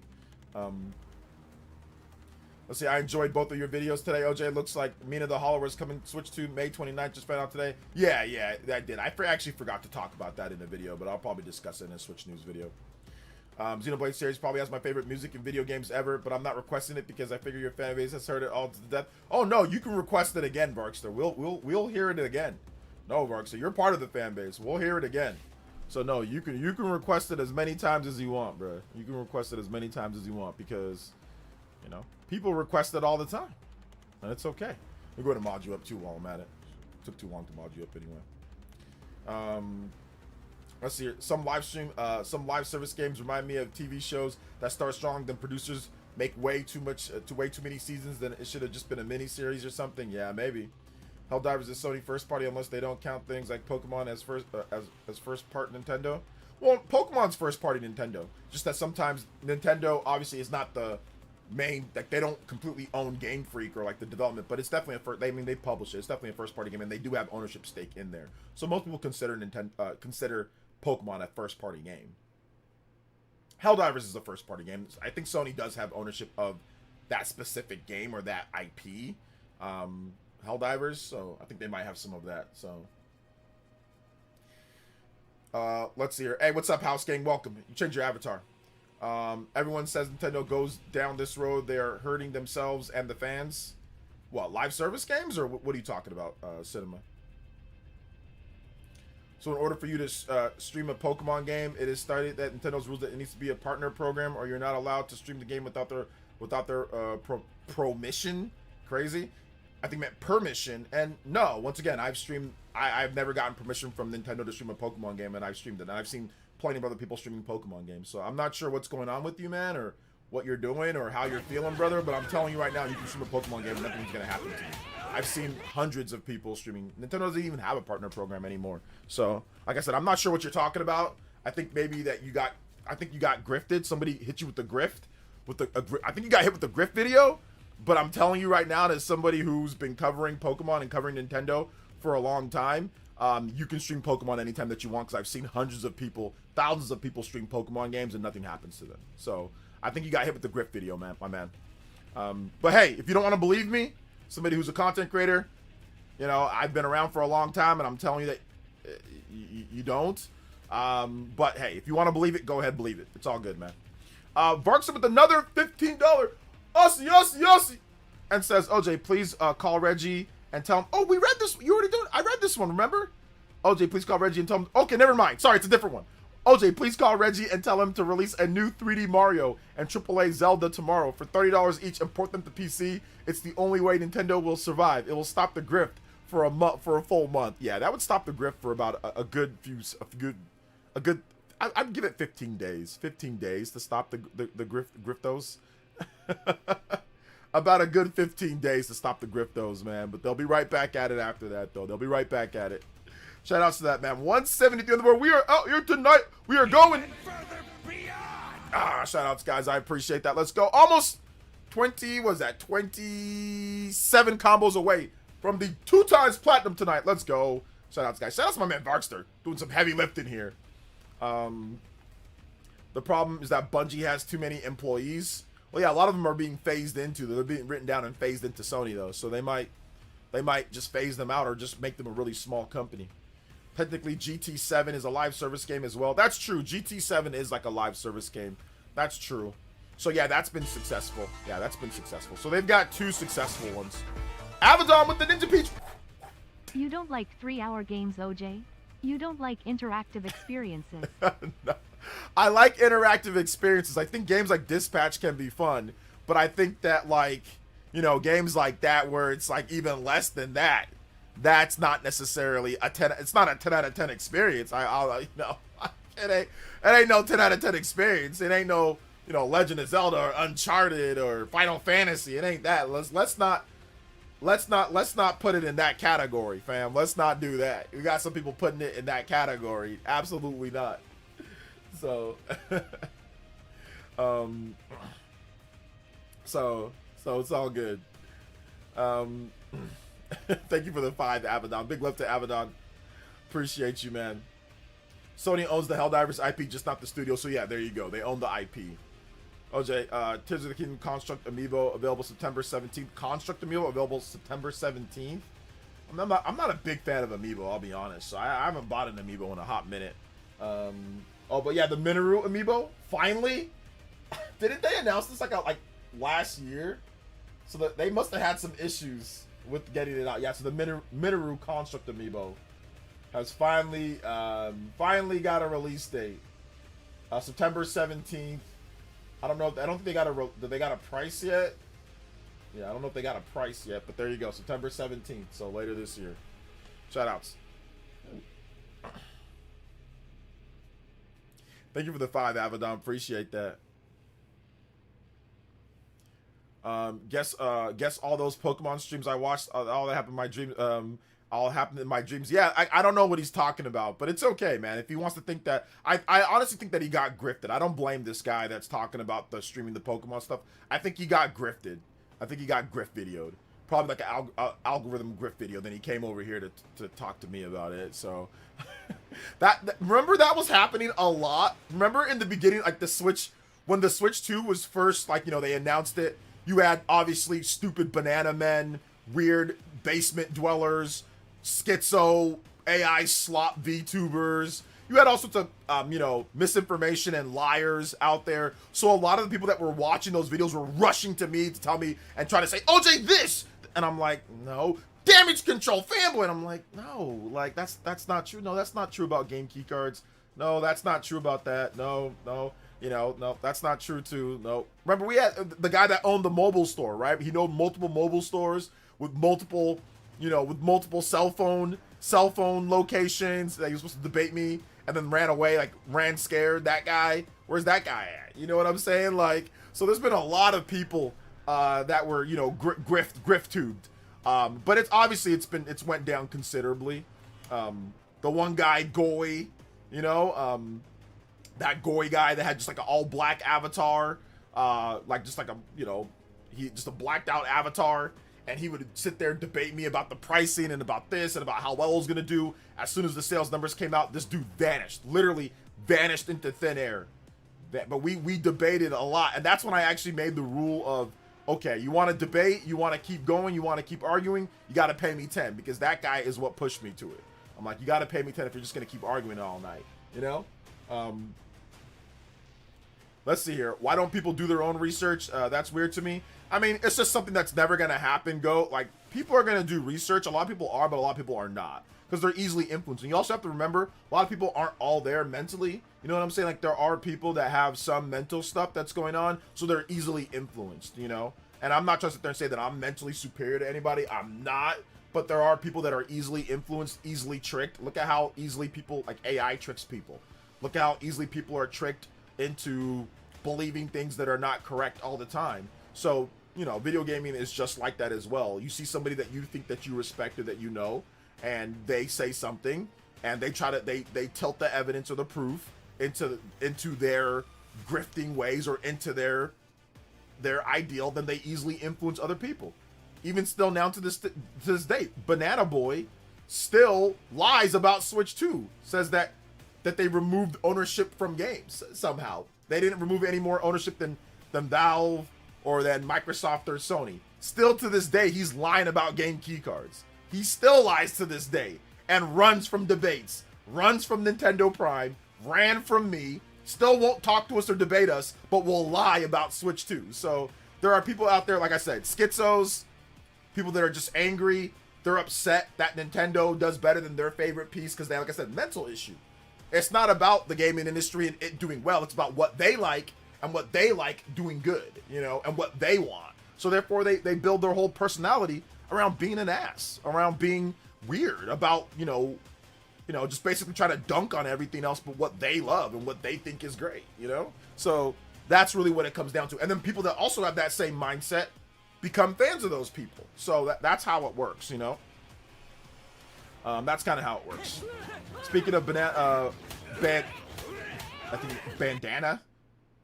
Banana Man, he just made a thumbnail video of Sony and Nintendo saying pure greed about price hikes, even though Nintendo is about to lose money per console. Well, yeah, once again, it has nothing to do with that, and Banana Boy is too scared to talk about that and all that, because once again, I don't think he made a video about pure greed when Valve, with the Steam Deck, which he shills to everybody, tells them to buy Steam Deck, he shilled Steam Deck, and he didn't tell people that, wait a minute, where's the greed there? They stopped making the $400 model of the Steam Deck. Where's the greed there? Valve does microtransactions. Where's the greed there? So once again, it's based off of what he likes. When he likes something, it's okay, because Valve is the greatest thing ever. And when they get rid of a $400 model, a cheaper model, and essentially give the Steam Deck a price increase, that is a price increase. That is a $150 price increase from the regular Steam Deck to the Steam Deck OLED. They increased the price by $150 to $250, and there was no pure greed there. So once again, and he's too scared to come talk to me about this. So a fraud is a fraud, you know. So it is what it is. Let's not act like Toilet Quest 11 is that. Oh my God, Burger, you're on Dragon Quest again, bruh. I'm done.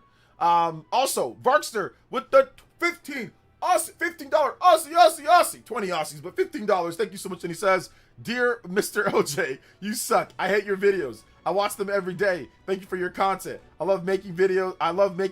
Videos on it. Lets me pay for my extra cheeseburger a month. I appreciate you, Notorious Mr. Grift." Thank you for the 10 hearts, flying hearts, jewels.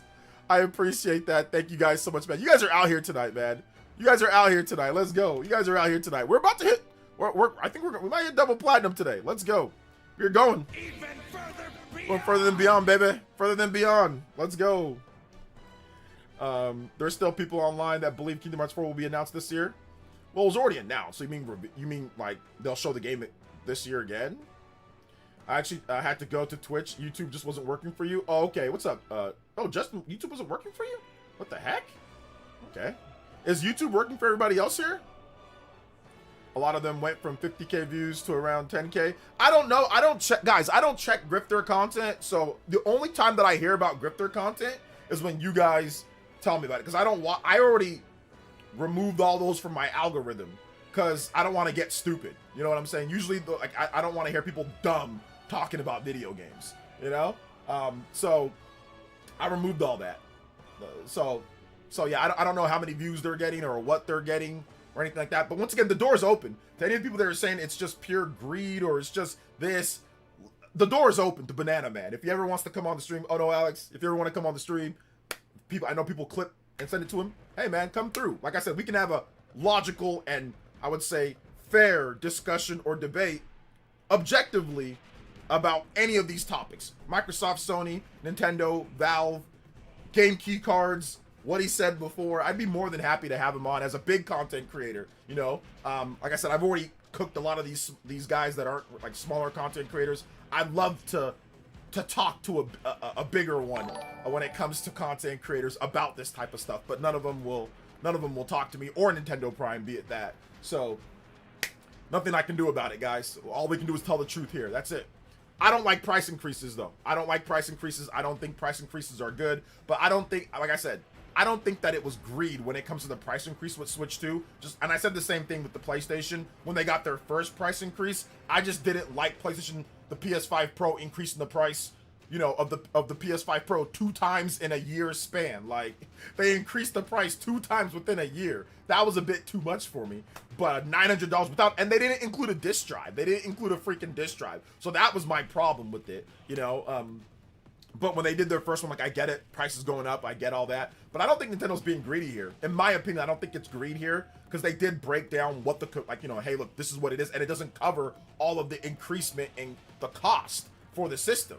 And on top of that, they're lowering the price of games. They lowered the price of digital games, which, once again, Banana Man lied about. He said that they increased the price of physical games. Based off of what we have right now with the Switch 2 games, they have not increased the price of physical games. Because nothing is $80 right now at this point. Now, we gotta wait and see. But Star Fox, that's $50 physical. Or sorry, that's $50 digital. And then you also look at Splatoon Raiders, that's $50 digital, $60 physical. So if anything, they've lowered the cost because all of the Switch 2 physical games outside of Mario Kart World were $70. Kirby Air Riders, Hyrule Warriors Age of Imprisonment, Metroid Prime on the Switch 2, all of these were $70 games, 70 physical, 70 digital. So if anything, they've lowered the price a bit when it comes to some of these games. So that was also another lie that he tried to sit there and say, so that they raised the price of physical. That's not proven right now. So once again, when you're a patented liar, though, I can see why you wouldn't want to talk to somebody that actually is willing to get the truth out there. Let's see here. Do you like Nintendo Prime now? I've always liked Nintendo Prime. He's like my brother. He's a friend. He is a friend. But yeah, I would say that, listen, Valve, Steam Deck, they increased the price of the Steam Deck by $150 to $200. $250. It was $150 to $250 price increase because the regular Steam Deck was $400. And yes, it's upgraded. Don't get me wrong, it is upgraded, but they give you no option for the Steam Deck LCD. And it's just $150. It's $550 to $650 for the Steam Deck. There was no greedy there. It was like, oh, it's okay, it's needed. It was fine there. There was no problem there. Microtransactions, it's fine if Valve does it. Scams and all that happen with Counter-Strike, oh, that's okay. They can't do anything about that. So a lot of these PC psychos are hypocritical. 100%. They believe Kingdom Hearts 4 release date announced this year. I don't know if it's going to get a release date announcement, but they might show the game again. Shoutouts to Simeon Coin with the 100 core crystals as well. Small blessings from me to you. Music request is Harley's Humongous Adventure, title screen, and stage 1 theme. All right. Let's do that. Harley's Humongous Adventure. Humongous Adventure title. Okay, this is a weird one. I think this is it. All right. Shoutouts to Tommy Reichel. Thank you for the 54 months. I don't think we need a stand. Yeah, I don't care about the stand. To me, it's more about the To me, it's more about the what's it called? The there's no disc drive. Wonder if we'll get a Fire Emblem Warriors for Fortune's Weave in the future. Wonder if we'll get a Fire Emblem Warriors for. I mean, it's possible that they do something like that. Yeah. Tears of the Kingdom Switch 2 edition is 80. But once again, that's DLC, or that's an upgrade pack packaged into the game. I don't count that as the same thing, because once again, you can simply just buy the game physical used, or you can just buy the game when it was on discount and then buy the upgrade, or you can get the NSO expansion for that. So I don't count that as an $80 game, because once again, there's ways to easily get it underneath MSRP 80. It's an upgrade thing for the game. So I don't count that. Just like I don't count the digital deluxe edition of Soros as an $80 game for Sony. I don't count that as an $80 game. I don't count stuff like that as $80 games. So I'm fair across the board with that. I don't count DLC or upgrade pack thingies as like $80 games or anything. Because if that's the case, then you're gonna have to start counting, once again, digital deluxe editions or things with extras as $80 games as well from the jump. So Soros, the digital deluxe edition, $80. A lot of the modern games that come out today have $80, $90 digital editions, you know? So that's the reason why. Let's see here. We don't stand for mediocrity and overpriced consoles. Hashtags. No, I like I got a PS5 Pro. I got a PS5 Pro. I like it. It's actually a really nice system. I mean, if you could have got it before I mean, listen, do I recommend it at $900 without a disc drive? Hell no. Unless you have the money to spend. Do I recommend it? No, it's hard for me to recommend at that price. But if you can get like a PS5, I mean, if you got it before I'm about to put this on like I'm gonna use it. If you got it before the price increase, yeah, I recommend it at like $700 to $750. Yeah, I can somewhat recommend it, but at $900 with no disc drive, that's hard to recommend, man. It's really hard to recommend. It's just too pricey right now. But a regular PS5, like if you can get your hand on like a regular PS5 for a good price used or something like that, yeah, that's worth it. The PS5 system and ecosystem is worth it. That is worth it. Like having a PS5 is worth it. But $900, like $1,000 system, no, I don't recommend that. With a disc drive, I don't recommend that. Let's see here. Unless you're, like I said, you're the hardest core gamer, you really want to play Sony's games, and like, yeah, I say okay. But for a lot of people, no, I don't recommend that. Let's see here. Varkster with the 10. Aussie. Says, I hope everyone is ready for June Kirby Air Riders Direct Part 3, finally completing the trilogy along the long-awaited epic final. Dude, that would be actually kind of awesome if they did that. That would piss so many people off. The meltdowns online would be great, but it wouldn't be better than the combo break. And of course, the double platinum.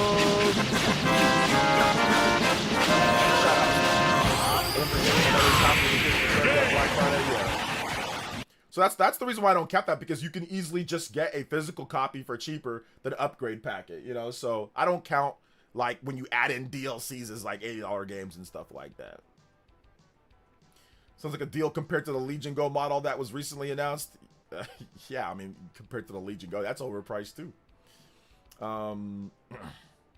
Let's see, what people should complain about the game from Nintendo not dropping in price, which is the reason why the deluxe edition on Switch 2 costs more, but it's a decade-old issue. I do agree that obviously not dropping MSRP in digital price or something like that, that to me is like, yeah, that's a little bit, like you could say greedy or something that I wish that they would exchange too. But once again, that's why you have used games. That's why you have used physical. You can easily find Tears of the Kingdom for significantly cheaper used. You can find it for $40 to $50. Loose, people have Tears of the Kingdom all the time. So you can easily find that for cheaper physical and simply just do the $10 upgrade. Or if you have the NSO, it just automatically, I mean, I didn't pay for the upgrade pack of the Tears of the Kingdom.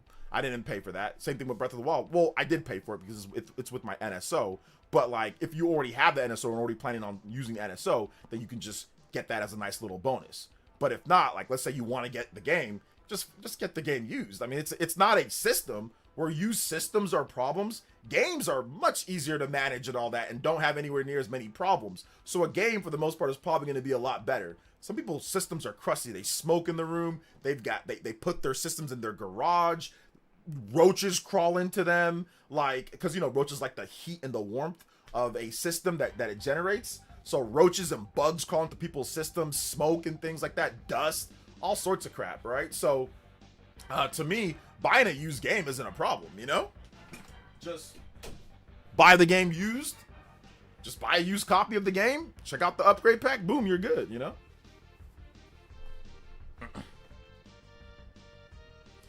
Jose, do you have an opinion on the Minoru amiibo? Yeah, it's fine. It's a Minoru amiibo. Let's see, that's why people don't want physical to go away. The used games are cheaper. That's what I'm saying. It's not even about even being cheaper. It's about the option. So sometimes they can be cheaper, sometimes they won't. Sometimes you will get a better deal on digital games than physical games, but it's about having the option. If you have the option, then it's not a problem. Then you can say, if it's too expensive on the store, you're like, okay, well, it's too expensive on the store. Let me see here. Let me look it up. Let me look up Tears of the Kingdom. Like, I can look it up. So, like, Tears of the Kingdom. So, we can look it up, Tears of the Kingdom. You can get it right now in Walmart for $54.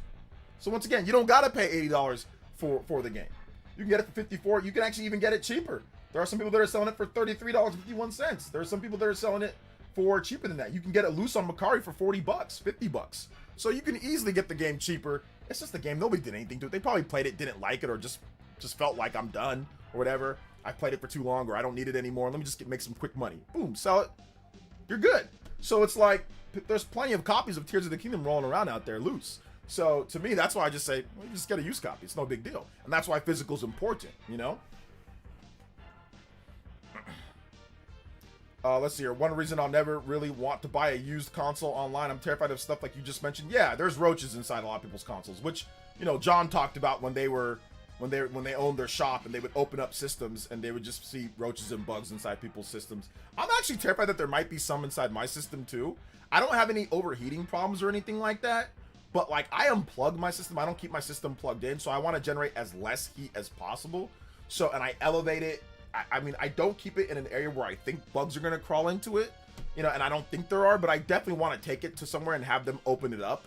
Or maybe I'll take it to John one of these days and have him open it just to make sure like there's no bugs in there. I don't think there are though. I don't think there are any, but I mean, I don't want there to be, so maybe I'll do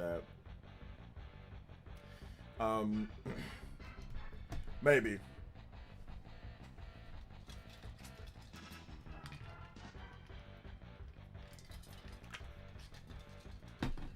Yeah, I feel you, Sean 6306. What's up, Paul Gale? Welcome. I know you've been here for a while. What's good to Paul Gale, man? Fortnite bundle is frequently $3.99. I don't know if you can get that Fortnite bundle for $3.99 anymore. Let me double check. Fortnite PS5. It was for a while. My brother was able to get that Fortnite bundle for $200 on clearance at his Walmart up north, like in San Francisco-ish area. Yeah, the Fortnite bundle has now jumped up to $549 at Walmart. You can still get a digital PS5 bundle for $500, like at the NBA 2K5 one at Target. So they do have some deals, but yeah, no, it's up to like 500 something now. You might be able to get it loose for cheaper, but let's see here. Somebody sent something. I think we got some core crystals. Or something was sent. I heard. I didn't. Okay, here we go. Nick sent 2 jewels. A star for 2 jewels. Thank you so much, man. I appreciate it. Let's go. OJ, can you explain to me why Nintendo was doubling down on Amiibo? I remember when people thought they were discounting Amiibo the Switch era. I don't know if they're doubling down on them. I mean, they have some good Amiibos, but they don't really do a ton of them like they used to do. So I don't know if it's doubling down more so than just having them every now and then, you know. But they definitely had Amiibos way more frequently, like in the Wii U / Switch 1 era.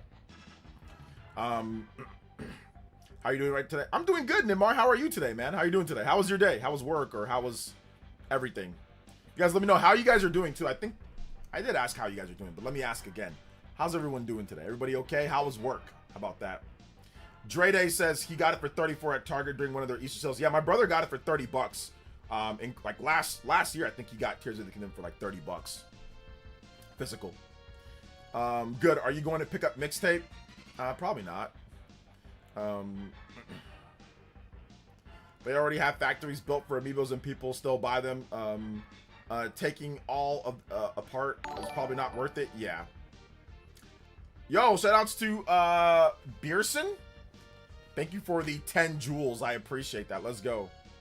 I'm going well. Halfway through the season 3 of The Boys. I want to catch up for the series finale. Yeah, the series finale of Boys is in the next couple of weeks. We have one more episode this week, and then we have another episode next week, and then we're done.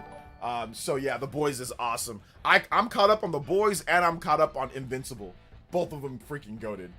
Also, shout outs to Tenno with the 250 jewels. Thank you so much, Tenno, with the 250 jewels. Let's go. Lego, the laughing disco.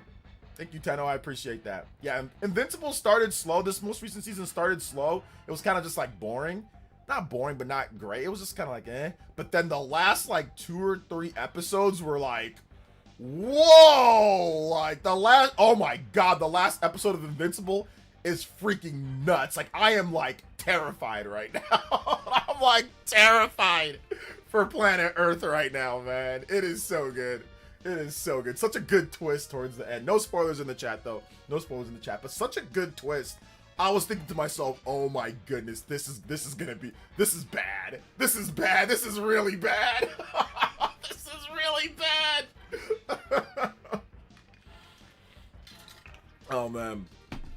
I wish I watched The Boys since the start. There's never, dude, you can still watch it. Open up the, listen, if you want to get into The Boys, and I know I always tell you guys I don't have time for things, but all I'm saying, I'm not telling you to invest a bunch of time into The Boys. What I'm telling you is to watch the first episode or 2. Just watch the first couple episodes. That's all I ask. And see what you think. If it hooks you, cool. Keep watching. If it doesn't, cut it. The show sucks.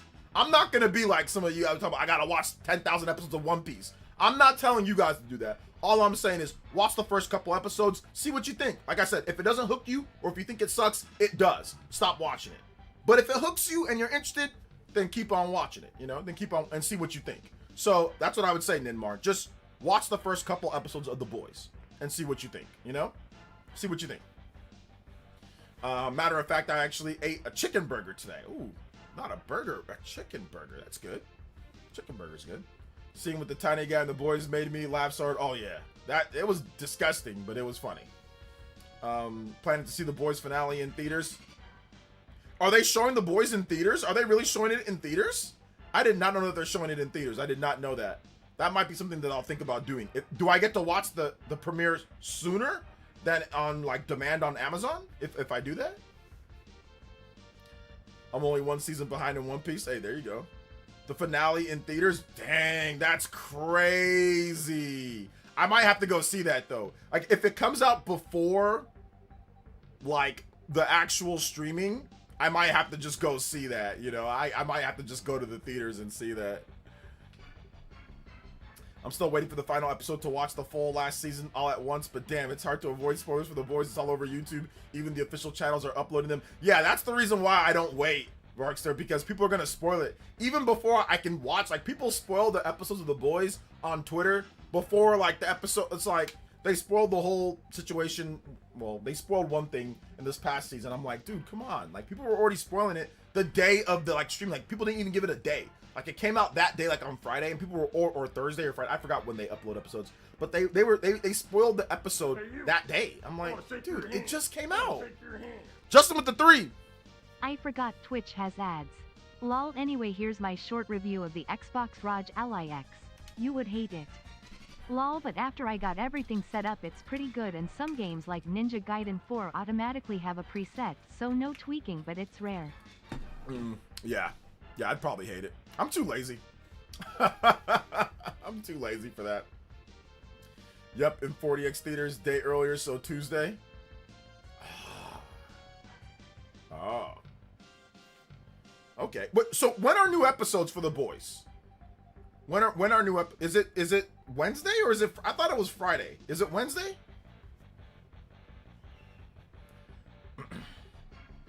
It's a superhero show for people tired of superheroes.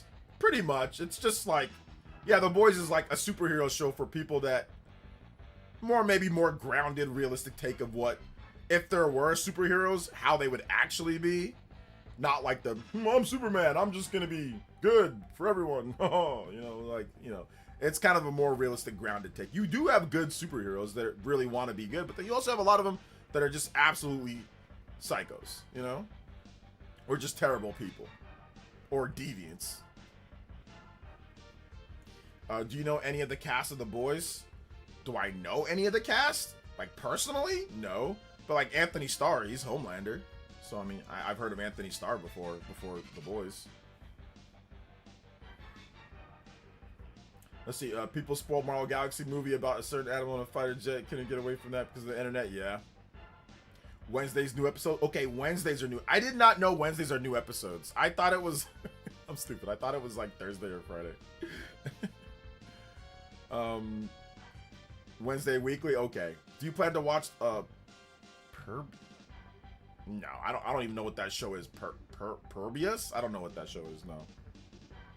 OJ, please call Anthony Starr and ask him to make a new F-Zero game for Switch 2. Should Anthony Starr be Captain Falcon for the new the TV series or like the movie? Would he be Captain Falcon? Who would you guys want to play Captain Falcon? If there was like if you could pick anyone to play Captain Falcon, who should play Captain Falcon in like a F-Zero series or F-Zero movie? Could they add some more levels to Star Fox in the future? It'd be cool if they could unlock new levels. You beat the classic story. I don't know if they're gonna do that. I think it's gonna be a straight up remake. But maybe they could add like the prologue chapter. Maybe they have something with like James McCloud or something. But I don't think they're gonna add a bunch of new levels or anything like that. I don't think so. They do have obviously the online multiplayer, which that's new. But I don't think they're gonna add anything new to it. Maybe someone like Brad Pitt could play Captain Falcon. Brad Pitt for Captain Falcon? Maybe so. I mean, Butcher's actor already played Dredd, which is very close to Falcon in design. Okay, so Butcher for Captain Falcon. Show me your moves.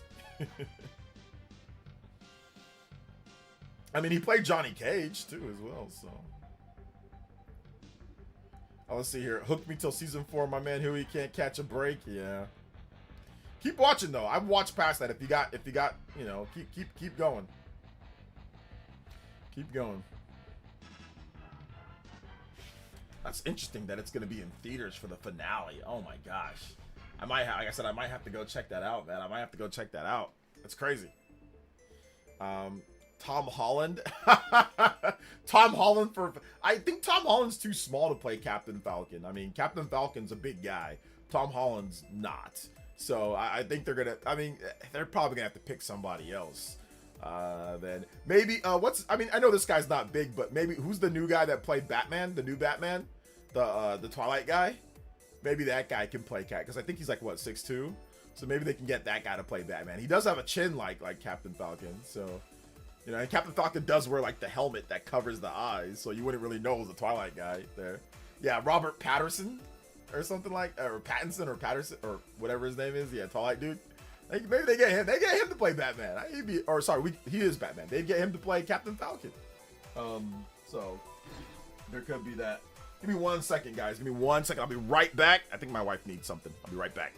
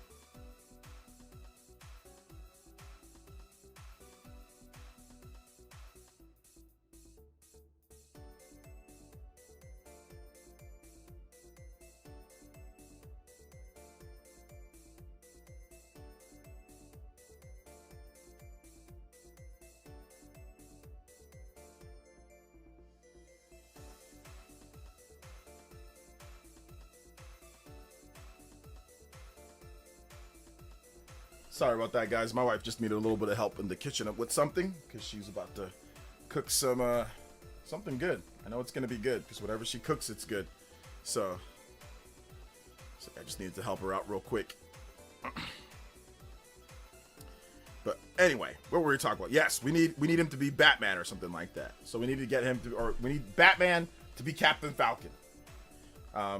Yeah, I can't wait. It's only showing in 4DX theaters. Those 40 auditoriums, Wind Waker, etc. It's gonna be my first time, so I'll be it'll be interesting. Yeah, I think I might or I might not. I'll just probably mute the boys, so So I don't like mute it on Twitter, so I don't get what's it called? I don't get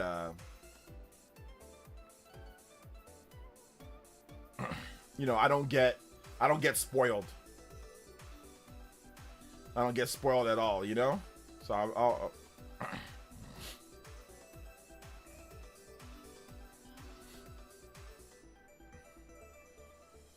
maybe Tom Holland can be Silver the Hedgehog if he appears in the Sonic movies. Maybe.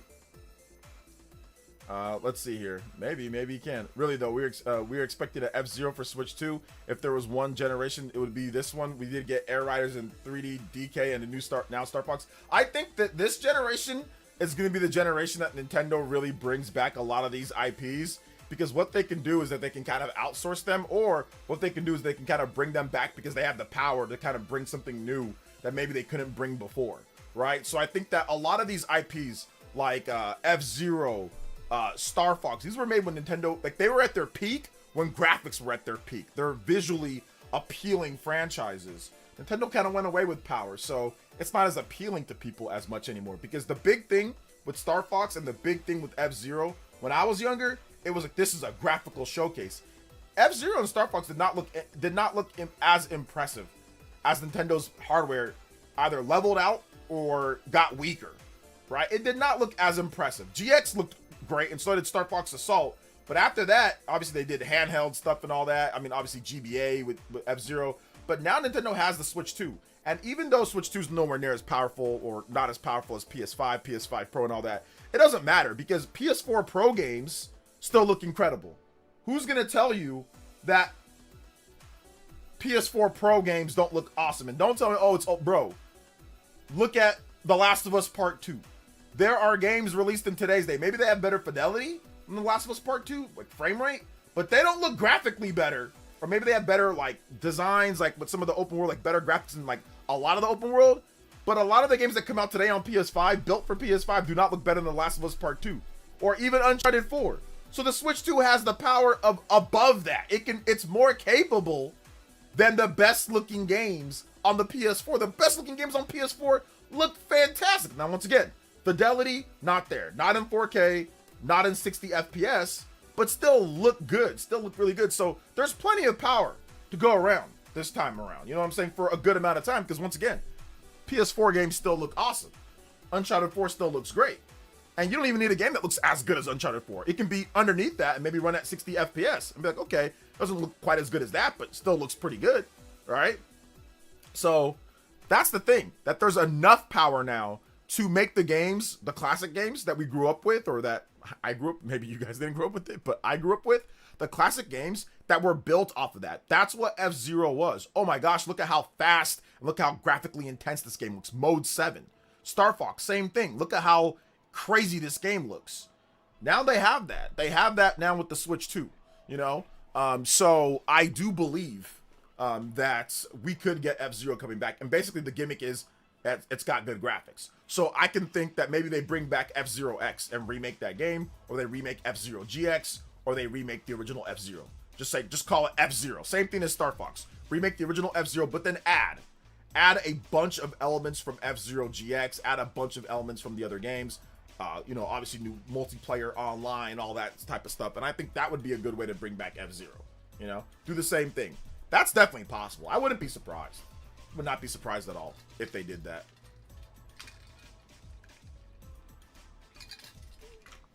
Ghost of Tsushima looked beautiful on the base PS4. It did look good. Yeah, mute is a good move. I put Mixtape on mute for a few weeks. That discourse is annoying. Yeah, that's true. I need to put that on mute too. Star Fox 64 was 10 megabytes. Yeah, and it looked awesome on the 64 back in the day. So what you're telling me, OJ, is that you just called Reggie and told him that the new Endless Ocean is in production? Listen, I don't know if I can do Endless Ocean for you. I can do Star Fox, I can do F-Zero, but I don't know if I can do Endless Ocean. Anthony Mackie is as Captain Falcon. He already had some experience. Anthony Mackie?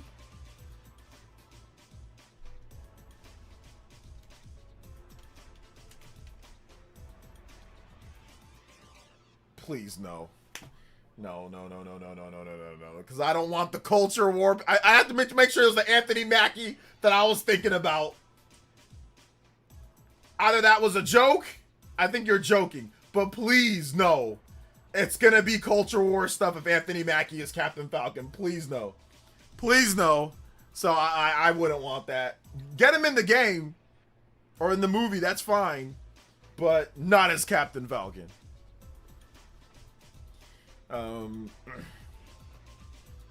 Falcon in the MCU. Okay, yeah, it's a joke. I know that he's Falcon in the MCU.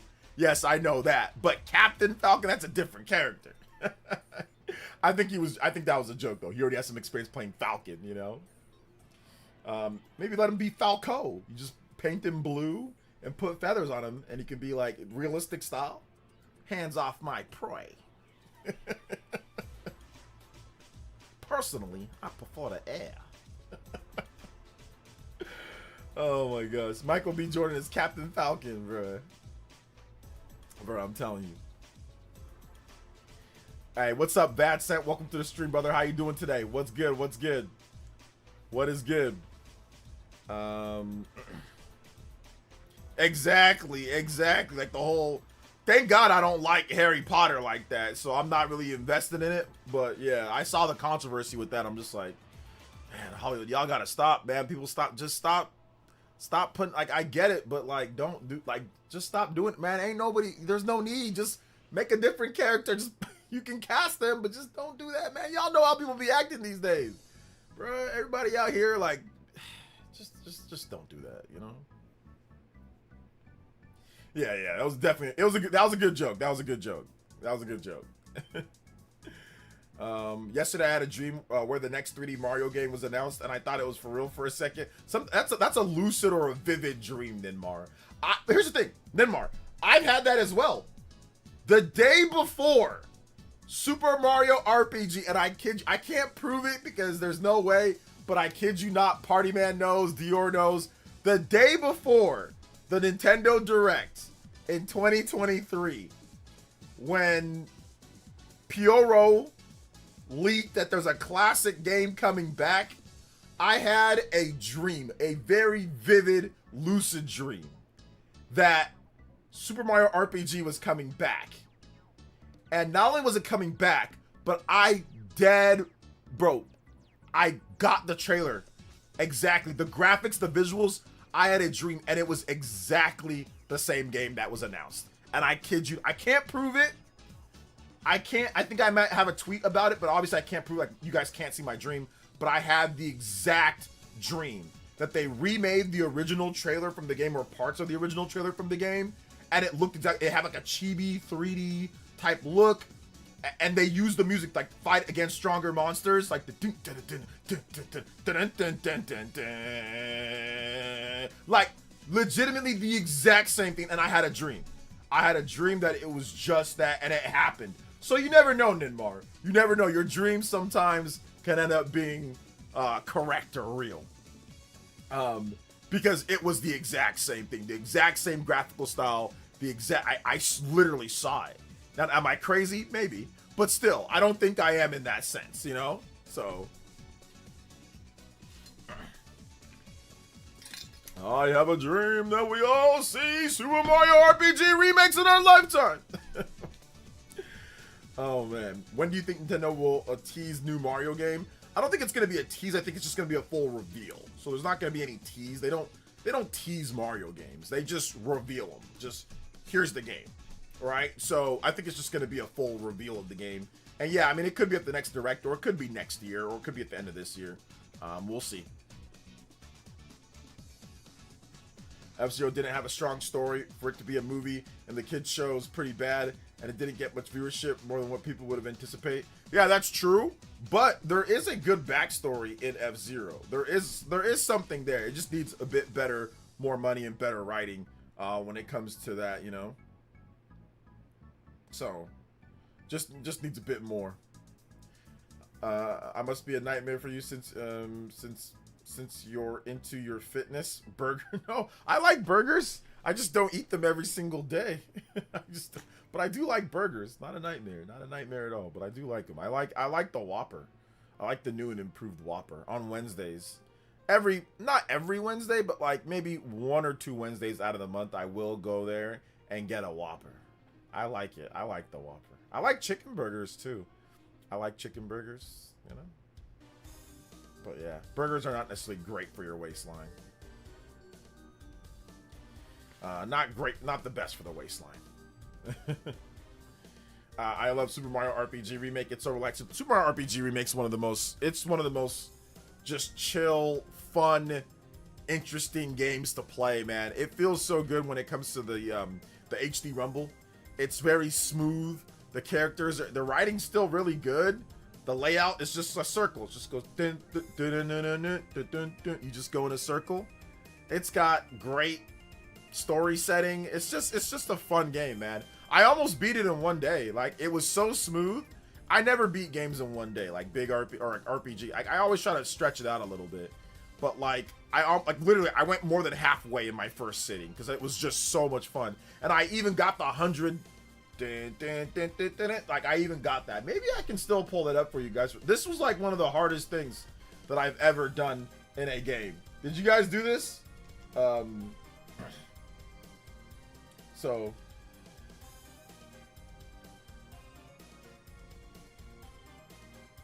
Hold up. Let's see here. Let me see here if I got this.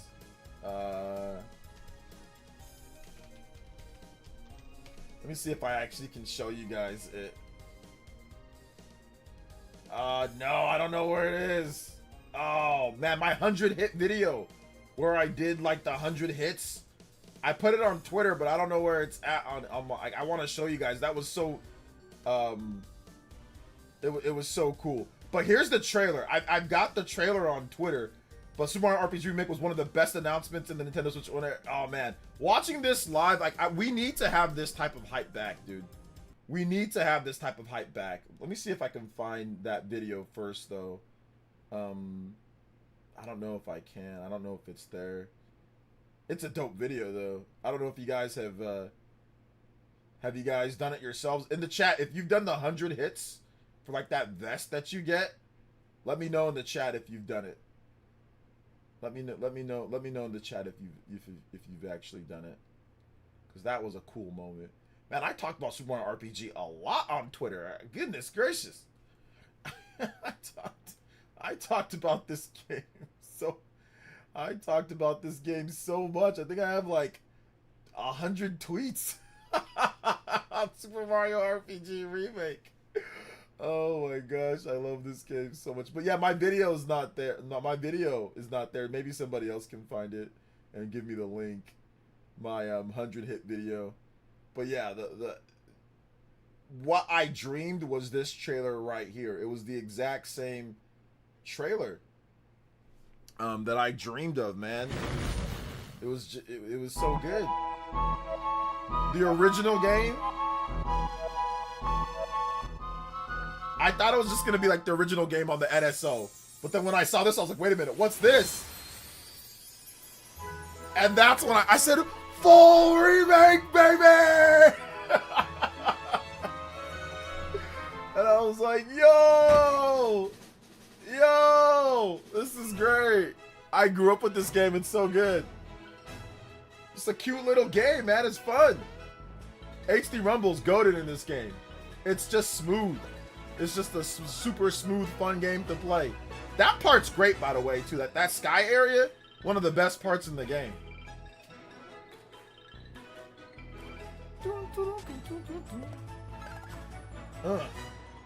The sound effects are good, too. When you smack people with the frying pan.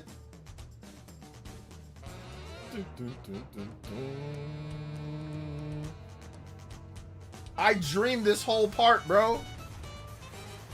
I dreamed this whole part. This right here.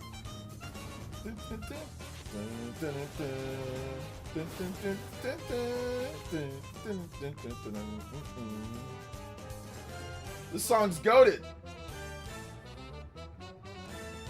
They added this. This is not in the original. These special moves, these triple attacks and all that. That's not in the original game. Some of the cutscenes that they showed there. That's not in the original game. That's an added extra.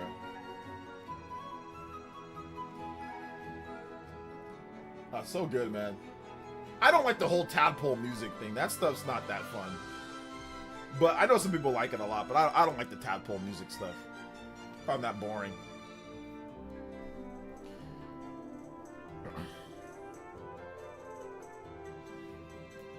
No, it's good, man.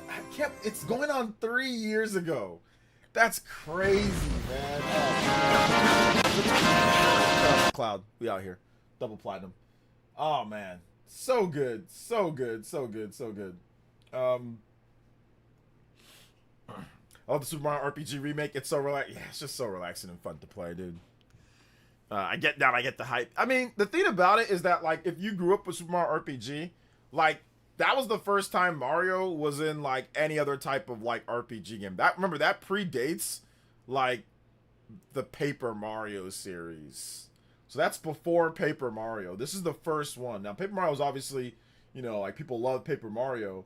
And, like, the RPG elements, like, Thousand Year Door and all that. And, like, even, like, the Mario and Luigi series. But this predates all that, man. So it's great. They need to make Super Mario RPG 2. Yeah, that'd be really cool if Square Enix and Nintendo teamed up for like a Super Mario RPG 2. Super Mario RPG 2. That would be really good, man. I'd be down for that, dude. I'd be super down for that.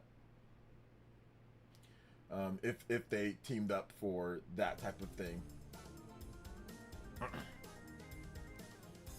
I still can't believe Mario Wonder came out 3 years ago. It came out 7 days after my 16th birthday. Oh, nice. Oh, you're only 19. Oh, you're really young, Denmar. You're really young. Let's see. They need to make a Super Mario RPG 2. Yes, I agree. It was my first RPG game. That was your first. Yeah, it was a lot of people's first RPG game too. Like, it really was. It wasn't my first because I played RPGs on the NES and on the Super Nintendo before that. But yeah, it was a great game. Hey, what's up, Mr. Davis? Welcome. Simeon Court says, the crazy part is that my old save file from the Wii and beating it back on the Wii shop was popular tune in my early 20s. Oh yeah. Mario RPG has my favorite version of Bowser. Bowser's pretty funny in that one. I was born the day after Super Metroid came out. You're linked forever. I can see your comments. Just imagine F-Zero game where the next generation of racers take over from the old generation, where the balance of women racers and male racers, it'd be more intense storyline. I don't know. You wouldn't want them to bring back like Captain Falcon and all that, like, or what? Do you think Switch 2 version of Mario RPG will happen? No, because the game plays perfect on the Switch 2. Like, it literally plays perfect because the game has a few frame rate issues here and there on the Switch 1, but if you play it on Switch 2, it runs super solid.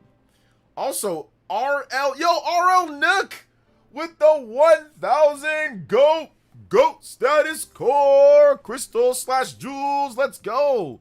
Yo, RL Nook in the house. Good to see you here, man. Shout outs. I appreciate you. Let's go. RL Nook.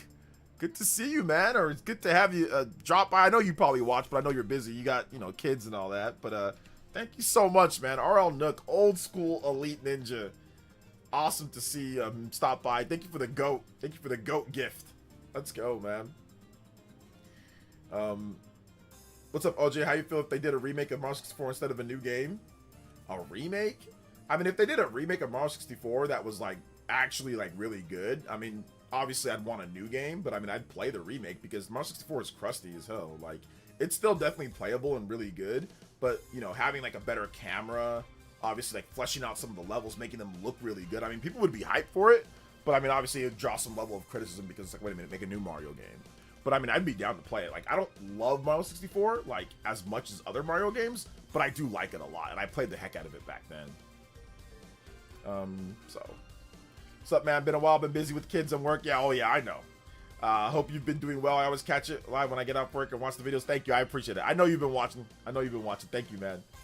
Ashoko Tano with the $5 dono says Chrono Trigger still my GOAT. Cross is still fantastic sequel. Yes. Chrono Trigger is my GOAT as well. Chrono Trigger is also my GOAT, but, Cross is good too. Cross is also good.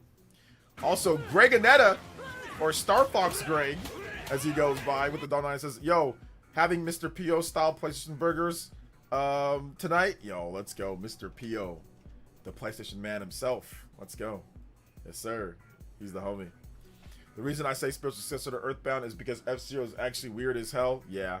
F-Zero RPG, spiritual successor. F-Zero RPG. I mean, I could see them doing like a F-Zero RPG, like where they do like, let's say each race you get experience points, and then you can use those experience points to like tune up your car and stuff. That'd be kind of lit though, right? Like you can use those experience points to like get new, like, you know, different, like a G diffuser or something weird, right? Like some type of spare parts, and like you get better turning and things like that. You get more experience, so like maybe you get more health on your vehicle. That would be kind of cool. That'd probably get people more interested in F-Zero to a degree, you know? That'd be kind of cool. So that'd be awesome. That'd be really good.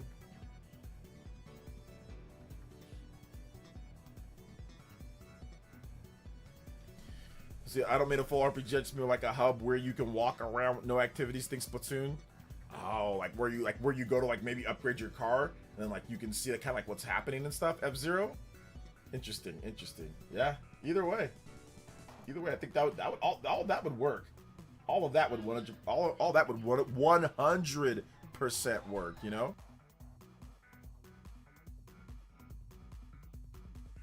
1000% work. Oh my gosh, my wife is being silly. Good morning, pineapple.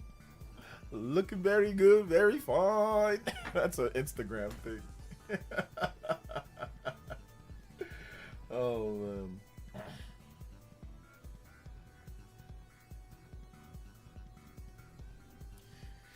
And let's see, neutral racers would be back. Black Shadow would be more serious villain. A better GX, Silly Goose Black Shadow. Okay, yeah. Also, I'm talking GX appearance on NSO day one title as a sign I'm confident F-Zero's cooking at the moment. Yeah. I think they're gonna bring back F-Zero in some type of way. I can see a remake, or I can see something with F-Zero in that type of way, you know? I can definitely see that. See, what I mean is that my old save file for my RPG is still there, but I played on the Wii through the Wii U. Okay, yeah, I got you, Simeon Coin. Good stuff. I got Romancing Saga 2 on sale last week, but I had a lot of fun with it. Yeah, it's really good. I need to play it more. Yo, shoutouts to my man Stone Cold Steve General Zamora with the high 500 jewels. Thank you so much, man. I appreciate it. Thank you guys for all sending all the jewels, man. That's really helping out too.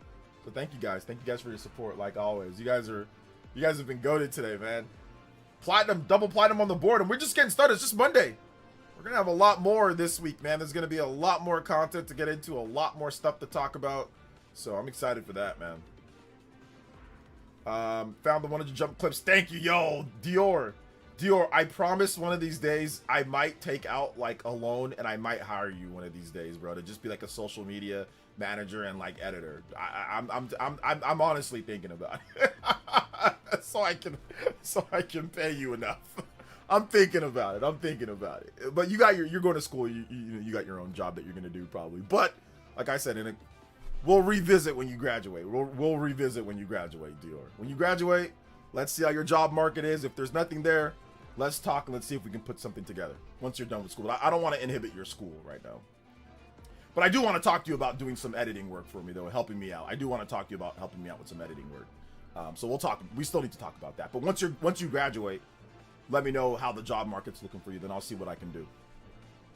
All right, guys, because I've been needing to hire somebody for like a long time. I've just been holding off, man. I've been needing to actually hire at least one person for like a hot minute for now. Okay, shout outs to Dior. Thank you, man. I appreciate that. Okay. If you can't find a job after you graduate from school, Dior, if you can't find something good, let me know. And like I said, I'll do whatever I can. I'll see what I can do. I'll find funding somewhere. I'll find funding somewhere, and we'll do something interesting. Okay, let's check this out. Felipe's ready to work. Shout outs to Felipe. Maybe we can get him. We can get Felipe too. All right, let's go. Here's my 100 hits video. Shout outs to Dior. Thank you for finding it. Let's see, OJ the Economy. Let's go. Hire me too for something. All right, Laker. All right, maybe. Let's see what I can get. Maybe like I said, I've had offers for PlayerEssence in terms of like trying to make it bigger, like with loans and stuff like that. But I didn't like the interest rates on those loans, bro. I didn't like the interest rates. I did not like the interest rates on those loans at all. I wasn't confident that I'd be able to make that enough, like make up that amount, right? Pay everybody, make up that amount, and then make enough to where it'd be good for everybody, you know? Like, yeah, sure, you give me 100K or whatever. Sure, I can have salary for, what, a month or two? Like, 2 months? If I pay somebody, like, what, 50K or something like that? But, like, the problem would be, like, would we be able to make that up, right? The interest rate plus making that up, that'd be difficult to do right now. So, like I said, maybe later. I'll run fiber cables in your, and that's what I'm thinking. I'm thinking, okay, would I have to get, like, would it just be like online? Would I have to get like an office, have people work from here? It's like, there's just too much to it. So I'm probably thinking more small scale. Like I said, we'll see how Dior is after he graduates from school and see what job market is. And if not, that's okay. I can find somebody else because I do need to hire an editor at some point. Like another editor and like social media person. All right, let's see here. Wait, it doesn't have, oh, dude, the craziest thing, it takes so long. It's too long for the actual, the what's it called? The capture on the Switch, Switch 1.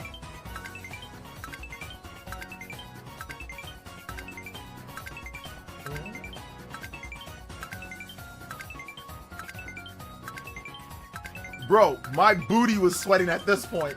I was clenched right here, man. Clenching right here. I was so scared.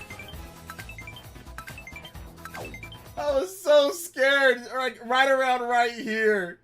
Bro. Like right around 8. Because like one time I got to like 80. I got to like 80 something and I dropped it, dude. I dropped it like at 80 something. And then it took me like another hour or two to get back to this, like to get back to like 80 something. So I was clenching because I did the last time that I like dropped it like at 80, like 85 or something like that. So I dropped it right around here. So the key to this is that you have to press the button as soon as there's like a 2 frame or 3 frame window from when Mario's boots touch the top of the hitbox of the enemy. So you have to really do a lot of weird things to get this to where it makes it easier on you. You remove any, like obviously you use the boots, but you remove any like animation. That's why you see no animation on this, is because I'm not wearing any equipment on Mario. So you don't see any like little sparks or little stars flying like you usually see for him doing his attacks. But that's when you have to press it. See how he's like, his knees are bent and he's kind of just like scrunching? That's when you have to press the button right there. So the frame for that window is pretty small. So after like getting like, you know, maybe like 3 or 4, you usually drop it like most of the time because you're not paying attention, but you have to get it 100 times in order to do like get the suit, get the super suit. So that gives you greatly enhanced defense. So that's the problems that you have to like, it's like little scrunch. So it's hard to see if you have any animation. So you have to remove it, and then you have to use enemies that don't look weird for the top of their hitbox. So this spiky guy is probably the best that you can use. This spiky guy or like a Goomba. But Goombas are kind of weird to use it on. So I just like to use this spiky guy. But that's pretty much the frame that you have to press the A button. It's right there, and it takes forever. Like I said, it was not easy. This took me hours and hours to do, and I had to look up how to do it because it's hard. Like I had to look up tips because I couldn't get it done. Like so, I'm like, I got to look up tips now. Nobody can actually do it for you, but I have to look up tips, and that's where I learned. Okay, take off all your boots and your equipment, you know, so you don't kill the enemy if you mess up, because this is infinite. You just defend with everybody else, and then with Mario, you just try it over and over and over and over. Because if you actually wear equipment, you'll kill the enemy. So then you'll have to take more time. So this is just, you can just sit here and do this and try it all day till you get it. But yeah, that was fun. It was fun. I can't believe Nintendo copied Expedition 33. I know, seriously. Like, straight up copied Expedition 33. Straight up, man. Yeah, it was, this is great, man. This is so much fun. See, look, right there, if you hit it right here, you won't get it. You've got to get it when he's scrunched a little bit, I think. Yeah, it's got to be like when he's... Yeah, sometimes I hit the button too early. You got to get it like when he's like that. That's I think when you have to, like when he's like, you know, squat a little bit. But if you do like right here, you might drop it. You might get it, but you might drop it if you do it right. Like if you do this, where his legs are straight, you might drop it. It's such a small window between those two. You can barely even see it. As you can you can barely see it.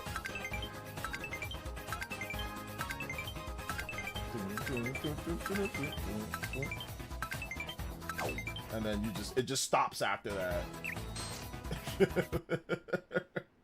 Yo, shout outs to Gino. He's my boy. Yeah, Nintendo copied them though. They copied Expedition 33. Yeah, like you get one for 30 that's like the scarf.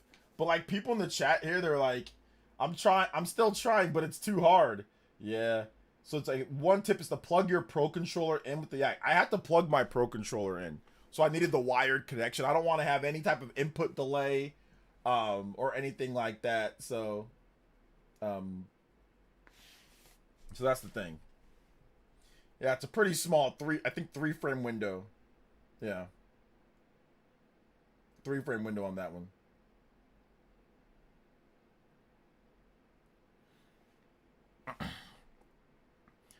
They copied him though. They copied him.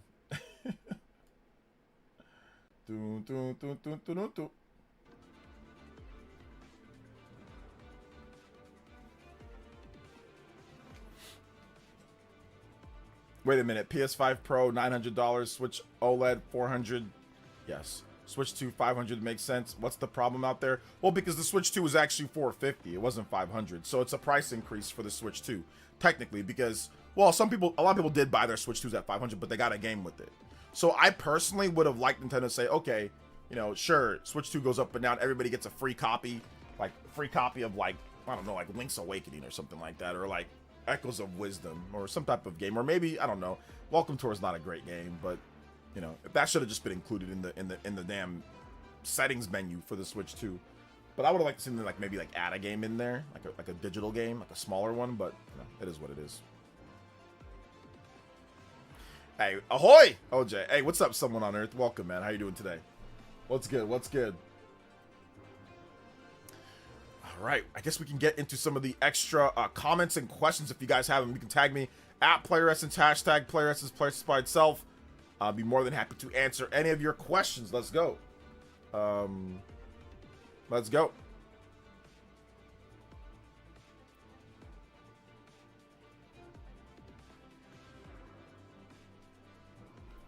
Welcome Tour. I see that one. Yeah, Welcome Tour is not a great game though. Like I said, it should have just been included like in the manual.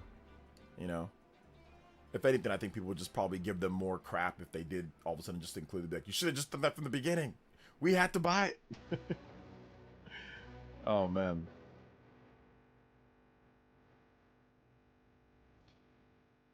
Let's see. I'll work as the PS guy for free. Really? Hey, wait a minute, Nick. Don't say that. I actually might take you up on that if you're willing to work. Wait a minute. You are? You're willing to work for free? I would feel bad, though. That's like slave labor. I'm not gonna... I'd feel bad. I'd feel bad. I can't make you... I can't let you work. But I mean, but are you willing to, like, you know, maybe do some, like, are you willing to, like, do some, like, editing or do some work? Let me know if you are. I mean, I might have something for you if you're willing to do that. Yeah, like if you're willing to do a little bit of side work, that's fine.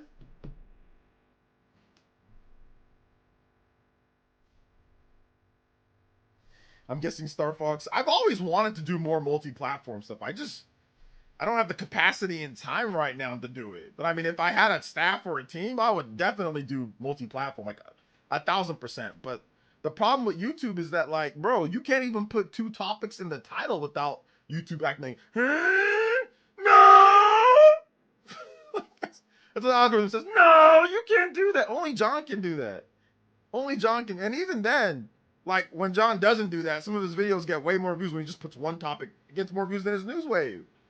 So it's like YouTube like spazzes out. Like if you have more than one topic, or if you talk about something else outside of what you usually talk about.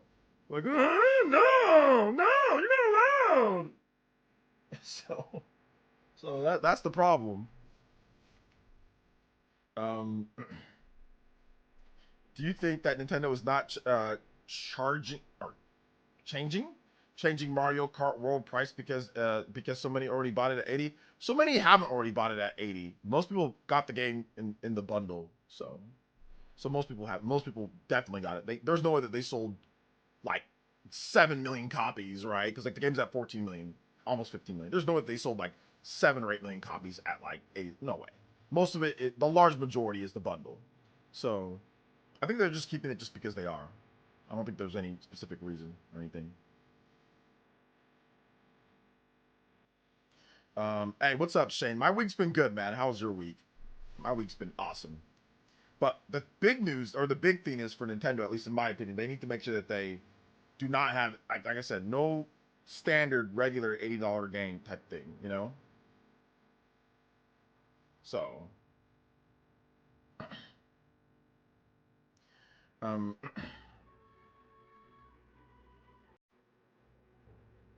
so that's the thing.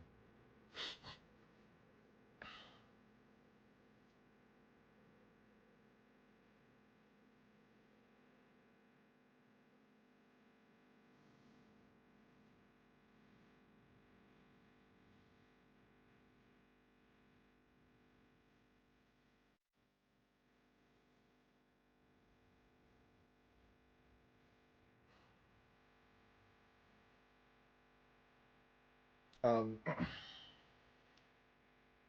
I'm so ready for some Mario Kart World DLC, not gonna lie. I'm ready for it too, man. When they bring it back, I'll get back to it. New Mario will be 80, maybe. It might not. I mean, I did not expect $50 for Splatoon or even Star Fox. So the fact that they've got that at 50, they might surprise us and just do 70, 60. I think it's a possibility. Um, but we will see. I'm guessing Star Fox is selling better than I thought, which is great since it looks like it was a temporary sold out on Amazon. Temporary sold out? I mean, right now, listen, the pre-orders seem good for Star Fox, but we'll see once it comes out. We'll see how it does. But I think this game is going to sell decently. I think it's going to sell over 1 million units. I think it's going to be a solid sales. It's going to be the best sales since Star Fox Assault. I think it's going to do above Star Fox Assault. Best sales since Star Fox Adventures. I think it has an opportunity to sell upward of 1.5 to 3 million units, which would put it in the upper echelon of Star Fox games. So I think it has the opportunity to do that.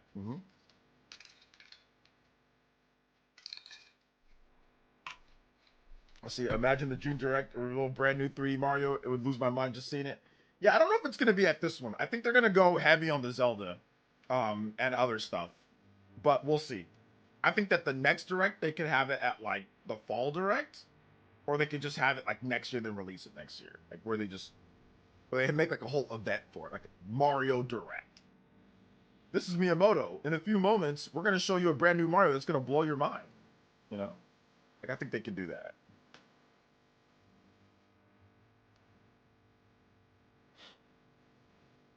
No, I'm joking. Like in a few moments, like this is Miyamoto. I'm just joking about that. I'm not serious. I'm not serious about this is the Miyamoto comment. I'm not serious about that. I might finally pick up a Switch 2 if they have one last good sale. I was waiting for more exclusives, but the price hikes. Well, if I were you, get it before the price hike, because then you're gonna end up paying more for it. You know what I'm saying? So if I were you, get it before the price hike. I'm not sure where you are in the world though, so it's more expensive, like with currencies, like if you're in Europe compared to here or Canada. But definitely get it before September 1st. If you're here in the West, because it's going up by $50 here in the US, it's going up by 50 Canadian. I think 30 euros, so it is going up in price. So, but you got till September 1st. But I would say definitely pick it up before then if you want one. Otherwise you're gonna be spending more on it.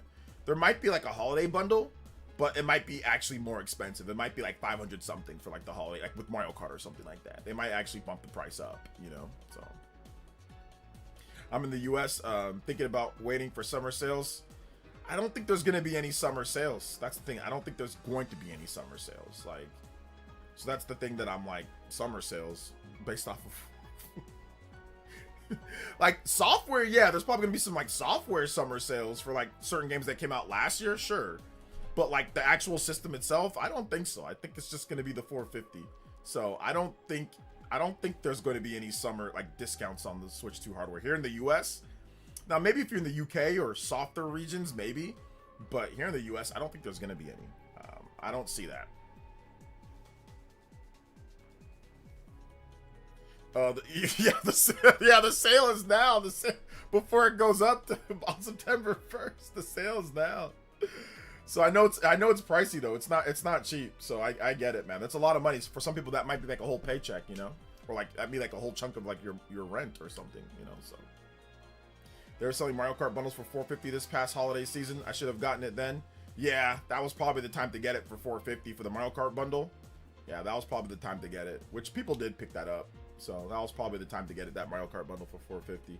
I mean, I think, you know, I wasn't really pushing for people to do that just because I don't want to seem like, but you know, obviously I thought like, listen, man, prices could go up, you know, so like we saw prices go up for Xbox, PlayStation. We know that the RAM prices are going up. Like it was pretty apparent that consoles are more expensive to develop now than they were even at launch. Even for the like Sony, like to me was like the Sony, the PS5 Pro getting 2 price increases within a span of a year. So what happened? Sony, none of these companies want to raise prices. Sony, Microsoft, Nintendo, none of them. And the reason why I tell you that is because I worked in Fortune 500 company. I worked in multi-million-dollar company.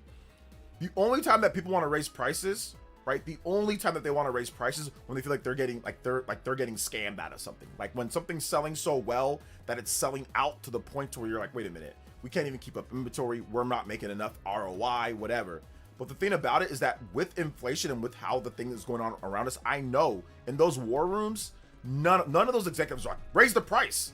Dude, they all see gas. They all see how much games cost. They all see that.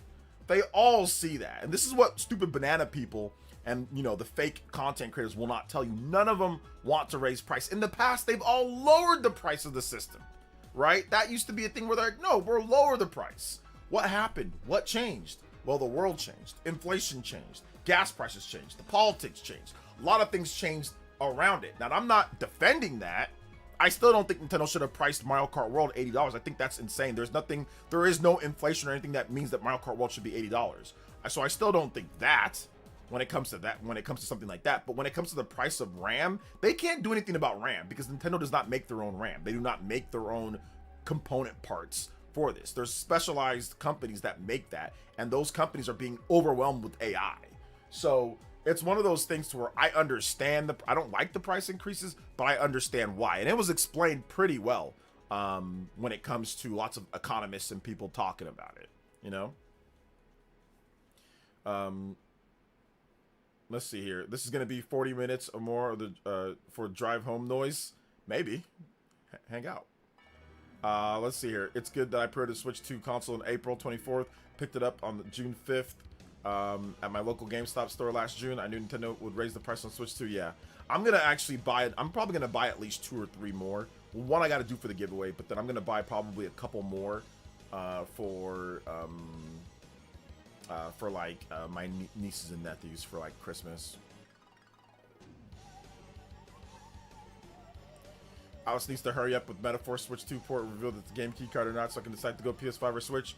It's probably going to be a game key card because the size of the game, so probably just get it. I mean, if you haven't got it on PS5 yet, just go ahead and just get it on PS5 and play. There's no telling when that game is going to come out, so if I were you, I'd just buy it on PS5.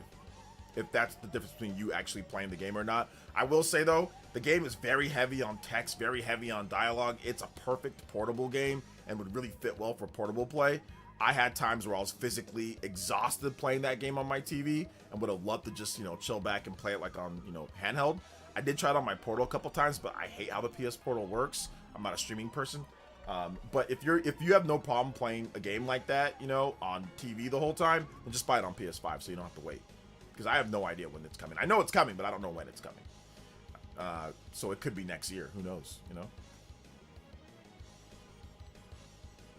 I already have Metaphor on my PS5 console. I hope Metaphor comes to Switch 2 console so I can double dip. I'm gonna buy it again, but I mean, I don't know if I'm gonna play through it again.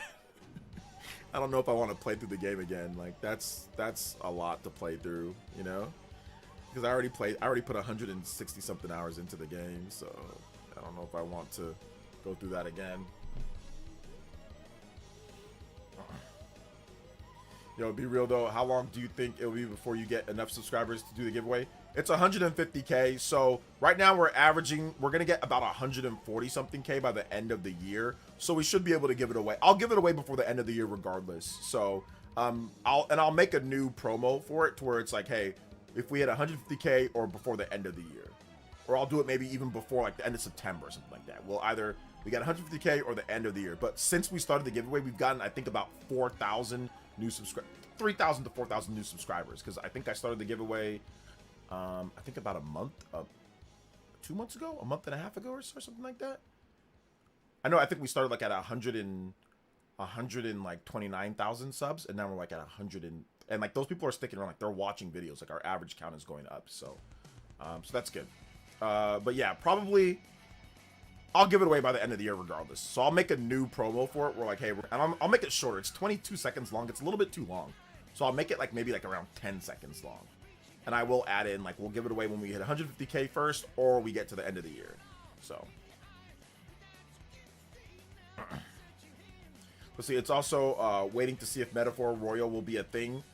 If the Switch version a thing, it'll probably be in the reveal.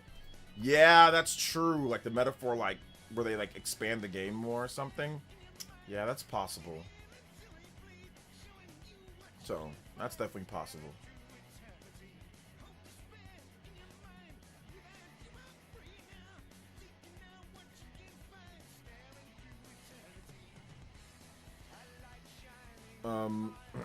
Yeah, shout outs to randomly getting Blue Dragon. What is this, like 16 years old?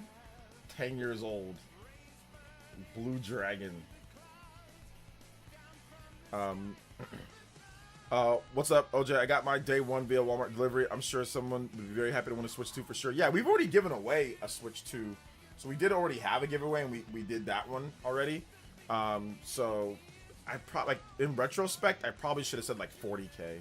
I think I'll probably just move it to like 40K or before the end of the year. So I'll redo it just so it doesn't take too long, because it is taking quite a bit of time. It was a pretty lengthy goal, but we are getting, like I said, a ton of new subs for it because of it. Each video is doing better and better. But like, I'll probably adjust it down to like 40K or 45K. Maybe 40K would be more reasonable because we're already at 33, about at 33K. We're about to hit 33K. So that'll only be like 7,000 more, and we'll do the giveaway. So that seems more reasonable to me. 140K.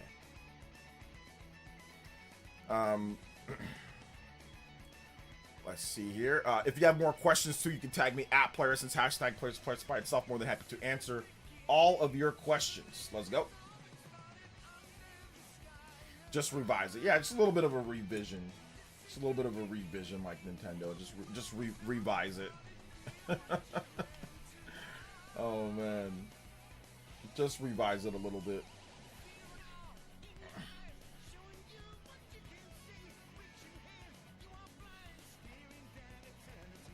Let's see here. Yeah, that seems achievable because we still have, I mean, you have all of May, then June, July, August, September, October, November, December. So 7 months. I mean, we should be able to get at least, you know, 1K new subs a month. That's pretty much what we're averaging, anywhere between 600, 700 to 1,000 new subscribers per month. So we'll probably just do that. We are shareholders. We are your shareholders. Somewhat. Oh man, drop the price. Raise the price.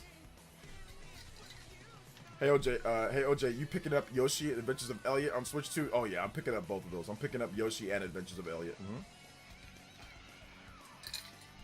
I haven't played Brave Prince of Musashi much, but yeah, it'd be cool if that game, you know, if they brought that game back, remaster or something like that.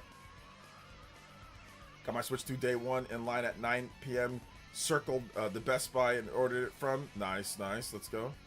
Raise the price of members. I mean, we already have a pretty dynamic pricing for memberships. So, I mean, should I raise the dollar price? $2. Here's the problem with raising the price on YouTube, why you should never do it. If you if you raise the price of any tiers or anything, it'll like just disconnect all the members. So that is like the don't. So if I said no, my memberships are now going to be $2 instead of $1, all the people that were members will just get automatically disconnected. And you don't know if they're going to come back. So that's the worst idea to do. I'll just take the $1. It's fine. I don't need more money. $1 is enough. If you want to become a tuned-in tier, $1. I don't need. This is not the time to be greedy.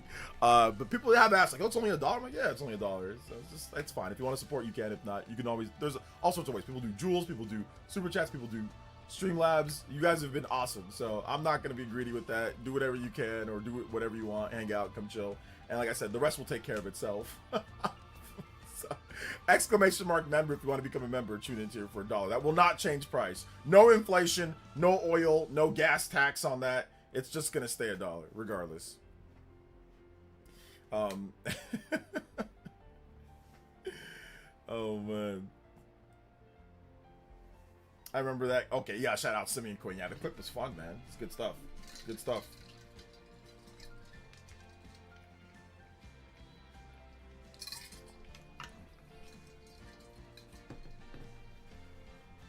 Who got their Switch 2 day one?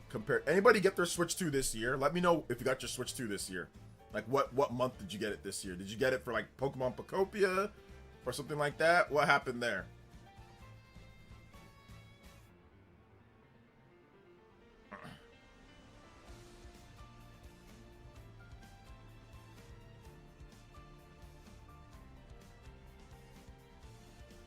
Day one. I'm getting Yoshi and the Mysterious Book. I'm getting Tales of Arise on May 22nd on the Switch 2 console. Nice, Shane. I got my Switch 2 for Fire Emblem 4 Remake.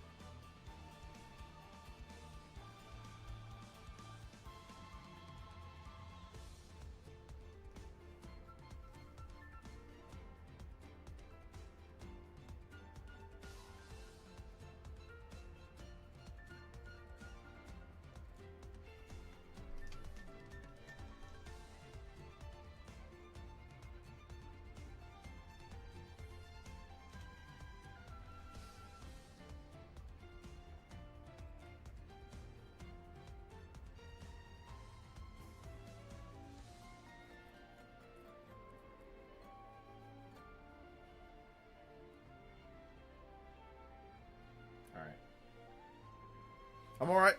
I'm alright. In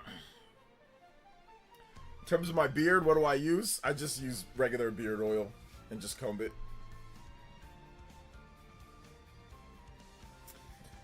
I'm okay. I'm okay. I got mine last Friday with a couple of games and a Pro Controller. Nice, Robin Newhouse. What games did you get?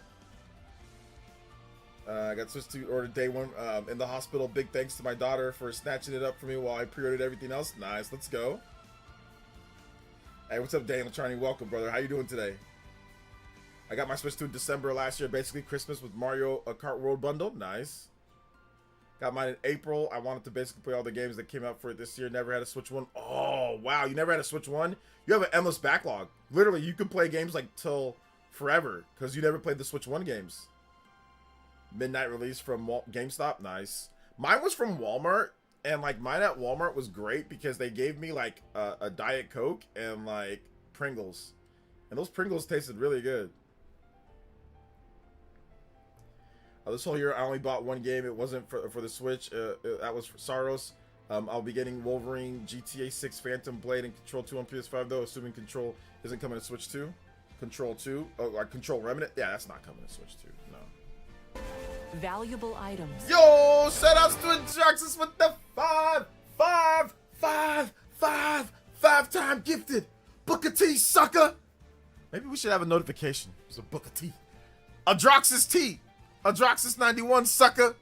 Thank you for the 5 gifted memberships. I appreciate that. Lego. Shout outs. Appreciate you, Adroxis. Appreciate it. Let's go. We're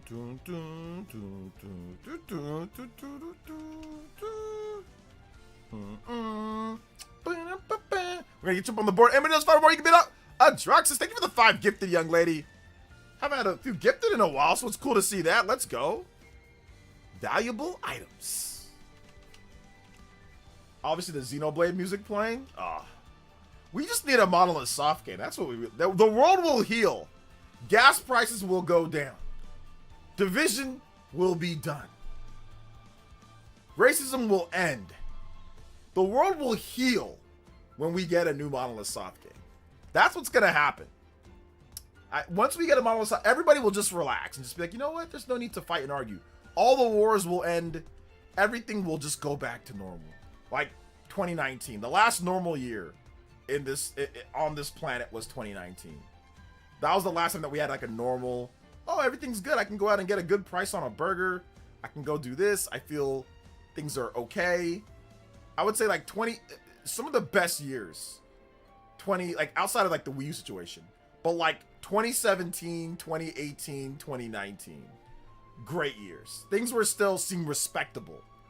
Like the last good years before everything went to like, to smithereens. 2017, 2018, 2019. Those 3 years. Elvin Ryan with the 2. This is 1 week after launch bundle. My bro picked it up. Nice. Let's go. I've been trying to save Switch 2, but always been getting restaurant food. You're spending money on restaurant food instead of buying a Switch 2, Ninmar. Stop being a fat ass and freaking, what the hell? Stop eating your way out of having a Switch 2. What are you doing, bro? Come on now. Stop spending it on fast food and restaurant food and put it towards your Switch 2. Make some food from home. You better go on that top ramen diet or something, bruh. Come on now. I was young once back in the day where I had to save up and I did not spend my freaking video game money on fast food. Come on now. Out here thinking like Fat Albert. You need to lock in, brother. What's wrong with you? Talk about I keep on spending my money on fast food, bro. You really out here spending your money on fast food instead of getting a Switch 2? What's wrong with you, fam? Come on now.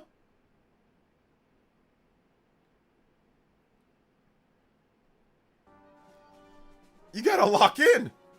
Remember that rant that I had where people talk about, oh, everything, that rant that I had about people not locking in. This is what I'm talking about. Y'all gotta lock in. I'm not saying that you gotta be rich or anything, and I get it. Switch 2 is pricey, but you can't be going out and eating fast food and restaurant food over getting a video game system. Lock in, brother. Go to the grocery store. Lock in. You better be eating cans of tuna and top ramen and salads and vegetables. You better be saving up that money so you can get yourself a Switch 2. What's wrong with you? Out here spending your money on restaurants and tipping people instead of buying yourself so you can have some fun with the Switch 2. Just get the system. Then once you get the system and a couple games, then you can go back to eating whatever you want to do. But don't be spending the money that you're supposed to. Lock in. Come on now, man. Lock in. Big. That's definitely big back energy. That's definitely like...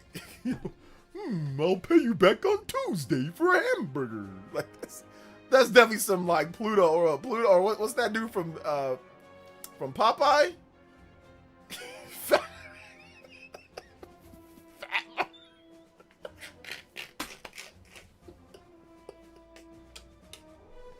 Nick is going. Nick, Fat Boy said Big Mac. Fat.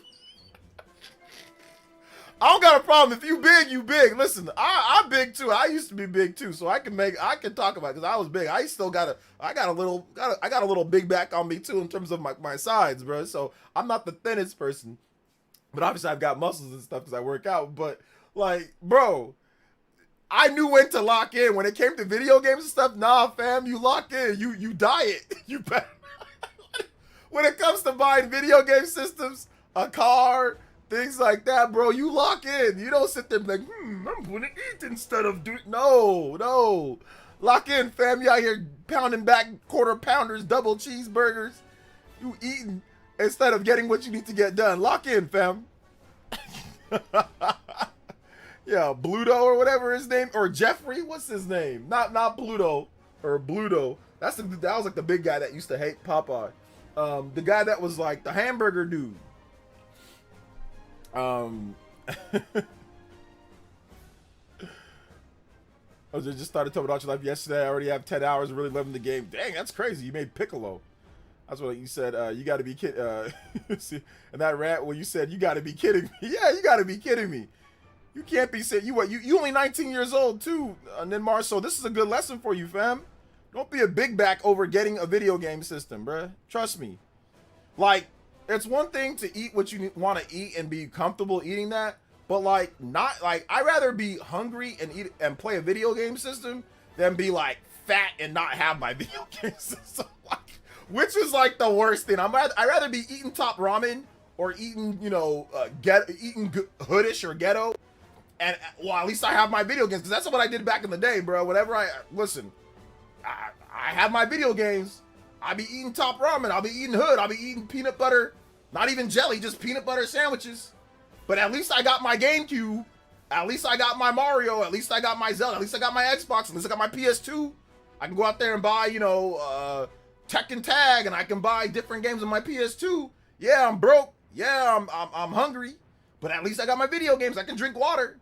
You know what I'm saying? I can drink water. I can eat, you know, one-sided where there's no more bread. You got to cut the bread in half and just have a little, scrape out the rest of the peanut butter. Yeah, I'm broke. I don't got no money to eat. But I'll survive.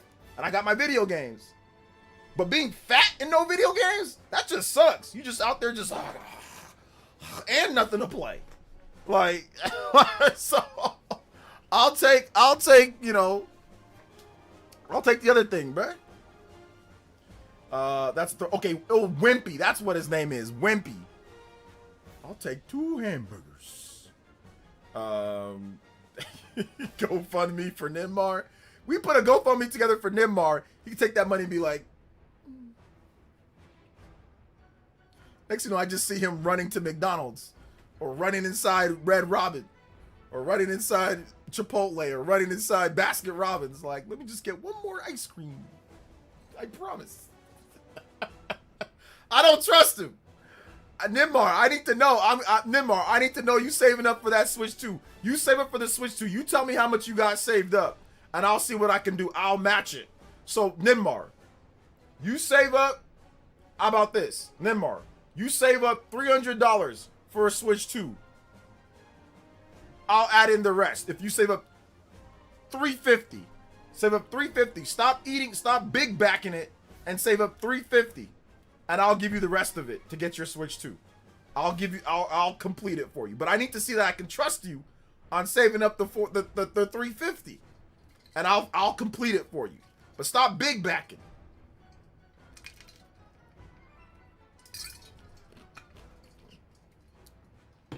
Since I've been trying to save more money for Switch, I know you want to do it, but you out here being friends with the Hamburglar.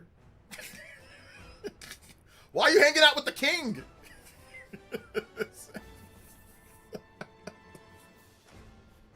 This man took the Hamburglar's job.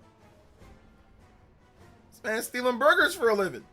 No, I'm just playing around with you anymore. Like I said, get $350. Let me know when you got $350. Show me proof that you have the $350 saved up, and I'll add in. But I gotta know that you actually not big backing it. All right.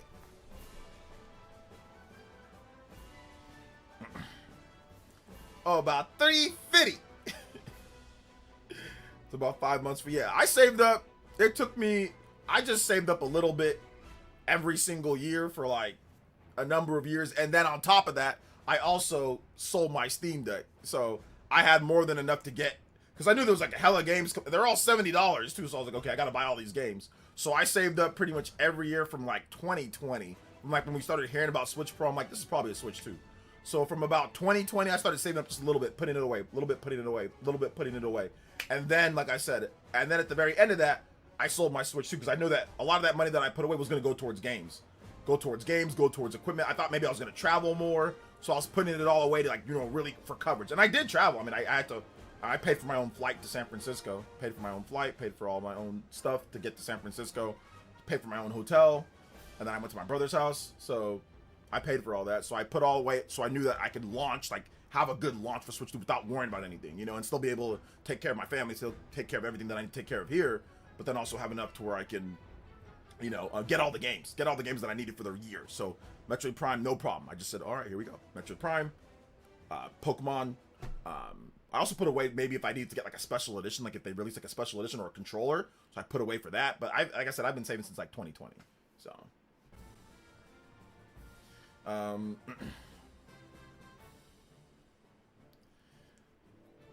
let's see. It says I don't really eat McDonald's or Jack in the Box very often. Okay, but save up 350, and then we got you from here. All right, Ninmar. But like I said, stop. Like go to the grocery store.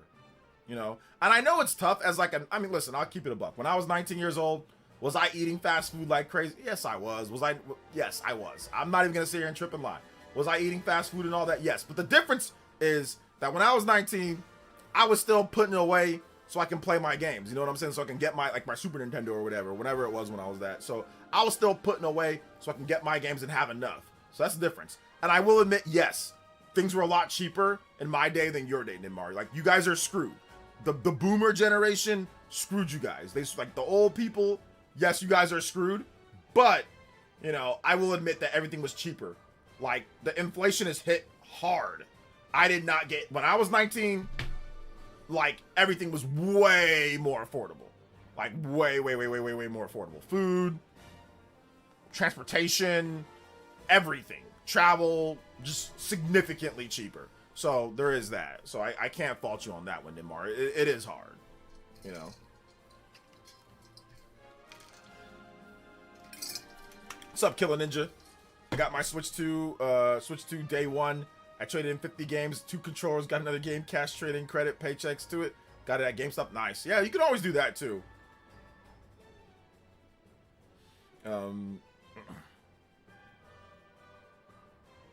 Exactly. Look at what Robin Newhouse has some great advice here. He says, Ninmar, trust me, as soon as you got the money saved up, you'll realize that all that money you spent on fast food was wasted. I wasn't different when it comes to saving up. Exactly. You realize that it was wasted because, like I said, you go to the fast food, right? Unless you're going out with your family, right? You're going out with your family, but you don't got one. That's okay. Really what you got to do, bro, is like, you realize that if you go to the like, let's say you want a burger.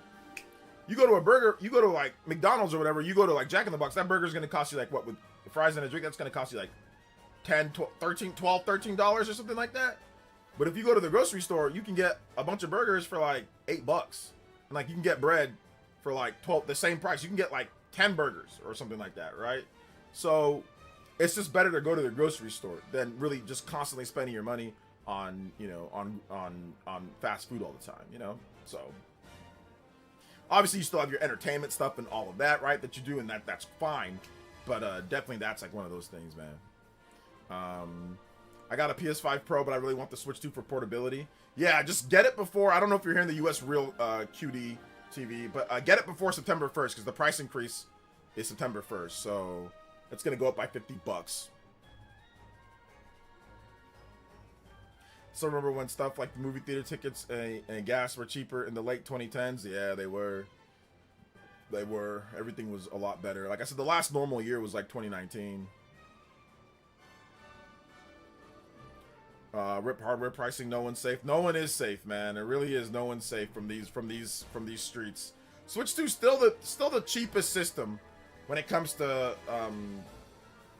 you know, when it comes to Switch, like when it comes to the current systems, at least Xbox, PlayStation, you know, still the cheapest, but still at the same time, you know, still pricey for a lot of stuff.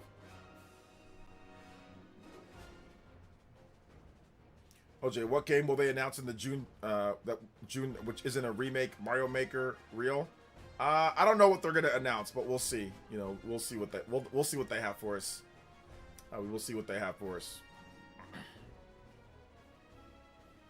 We will see. I don't know about Mario Maker either. I don't know about that. But I'm not sure. When you were 19, you had a dollar menu still. $4 in full, yeah.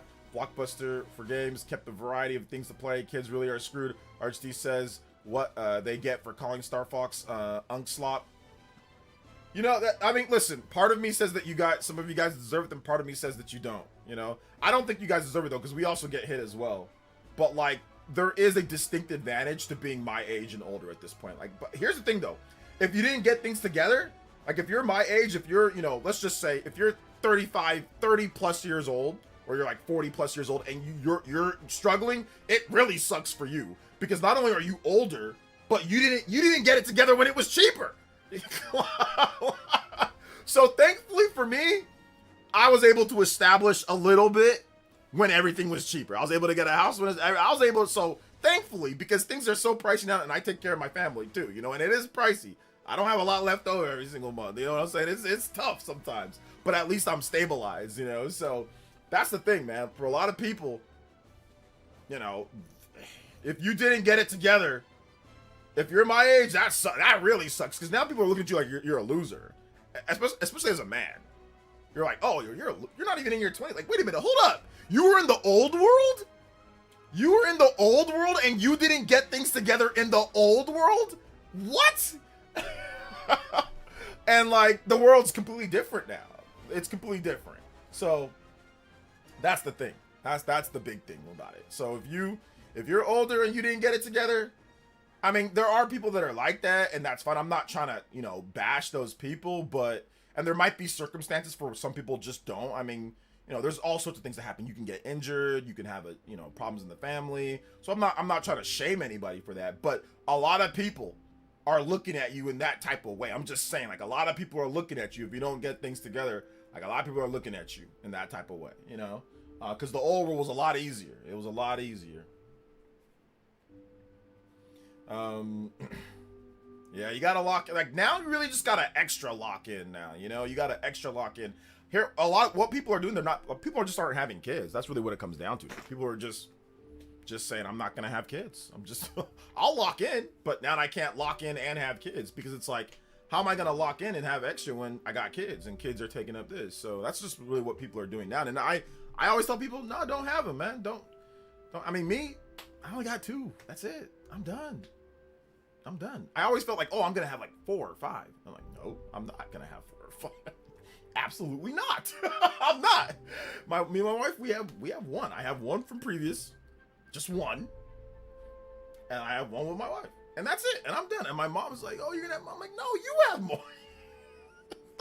You have more. I'm not gonna have more. You have more. I'm good, man. I'm good. I think you just wanted one, and that's it. So life hasn't completely been the same since COVID. It has been a lot. Yeah, dude, it hasn't been the same. It really hasn't. So big questions when it comes to the game. I took some notes. When it comes to F-Zero, you see some split-second features like the buildings hit erasers. Maybe that'd be kind of cool.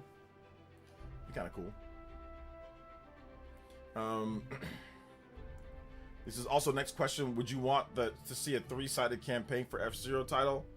I mean, I don't know. Like I said, we'll see. Something like that could be cool, depending on how they do it. What Switch 2 games have you played the most since the launch of the system? Xenoblade Chronicles X. Xenoblade Chronicles X, Pokemon Legends ZA. Yeah, Pokemon Legends ZA. Rune Factory, Guardians of Azuma, Mario Kart World, Donkey Kong Bonanza, Metroid Prime 4. Those are pretty much all, like, 20+ hours, or up to 100, up to 200 hours for some of those games. Valenhorn with the $1.99 says, made it home. Thanks for the noise. See you on the Spawncast. Yo, shout outs. Thank you, man. I appreciate it. Glad I could be your commute back home, dude. But all right, I'm gonna commute to my family right now, because we're gonna go ahead and wrap it up here. We have hit our limit, and I've got to get ready for tomorrow, because we're gonna have new videos and new stuff for tomorrow as we head into the middle of the week. So I want to say thank you to everybody that came out to today's stream. Shout out to all the donos today, man. You guys were incredible. Time just flies by. Yeah, we already hit 3 hours already. It's crazy. Yeah, we are at over 3 hours at this point. So time just flies when you're having fun and talking about video games, man. So thank you guys so much, man. Thank you guys so much for your support. I appreciate everybody that came out to the stream today. Thank you guys for being awesome. And check out my most recent video.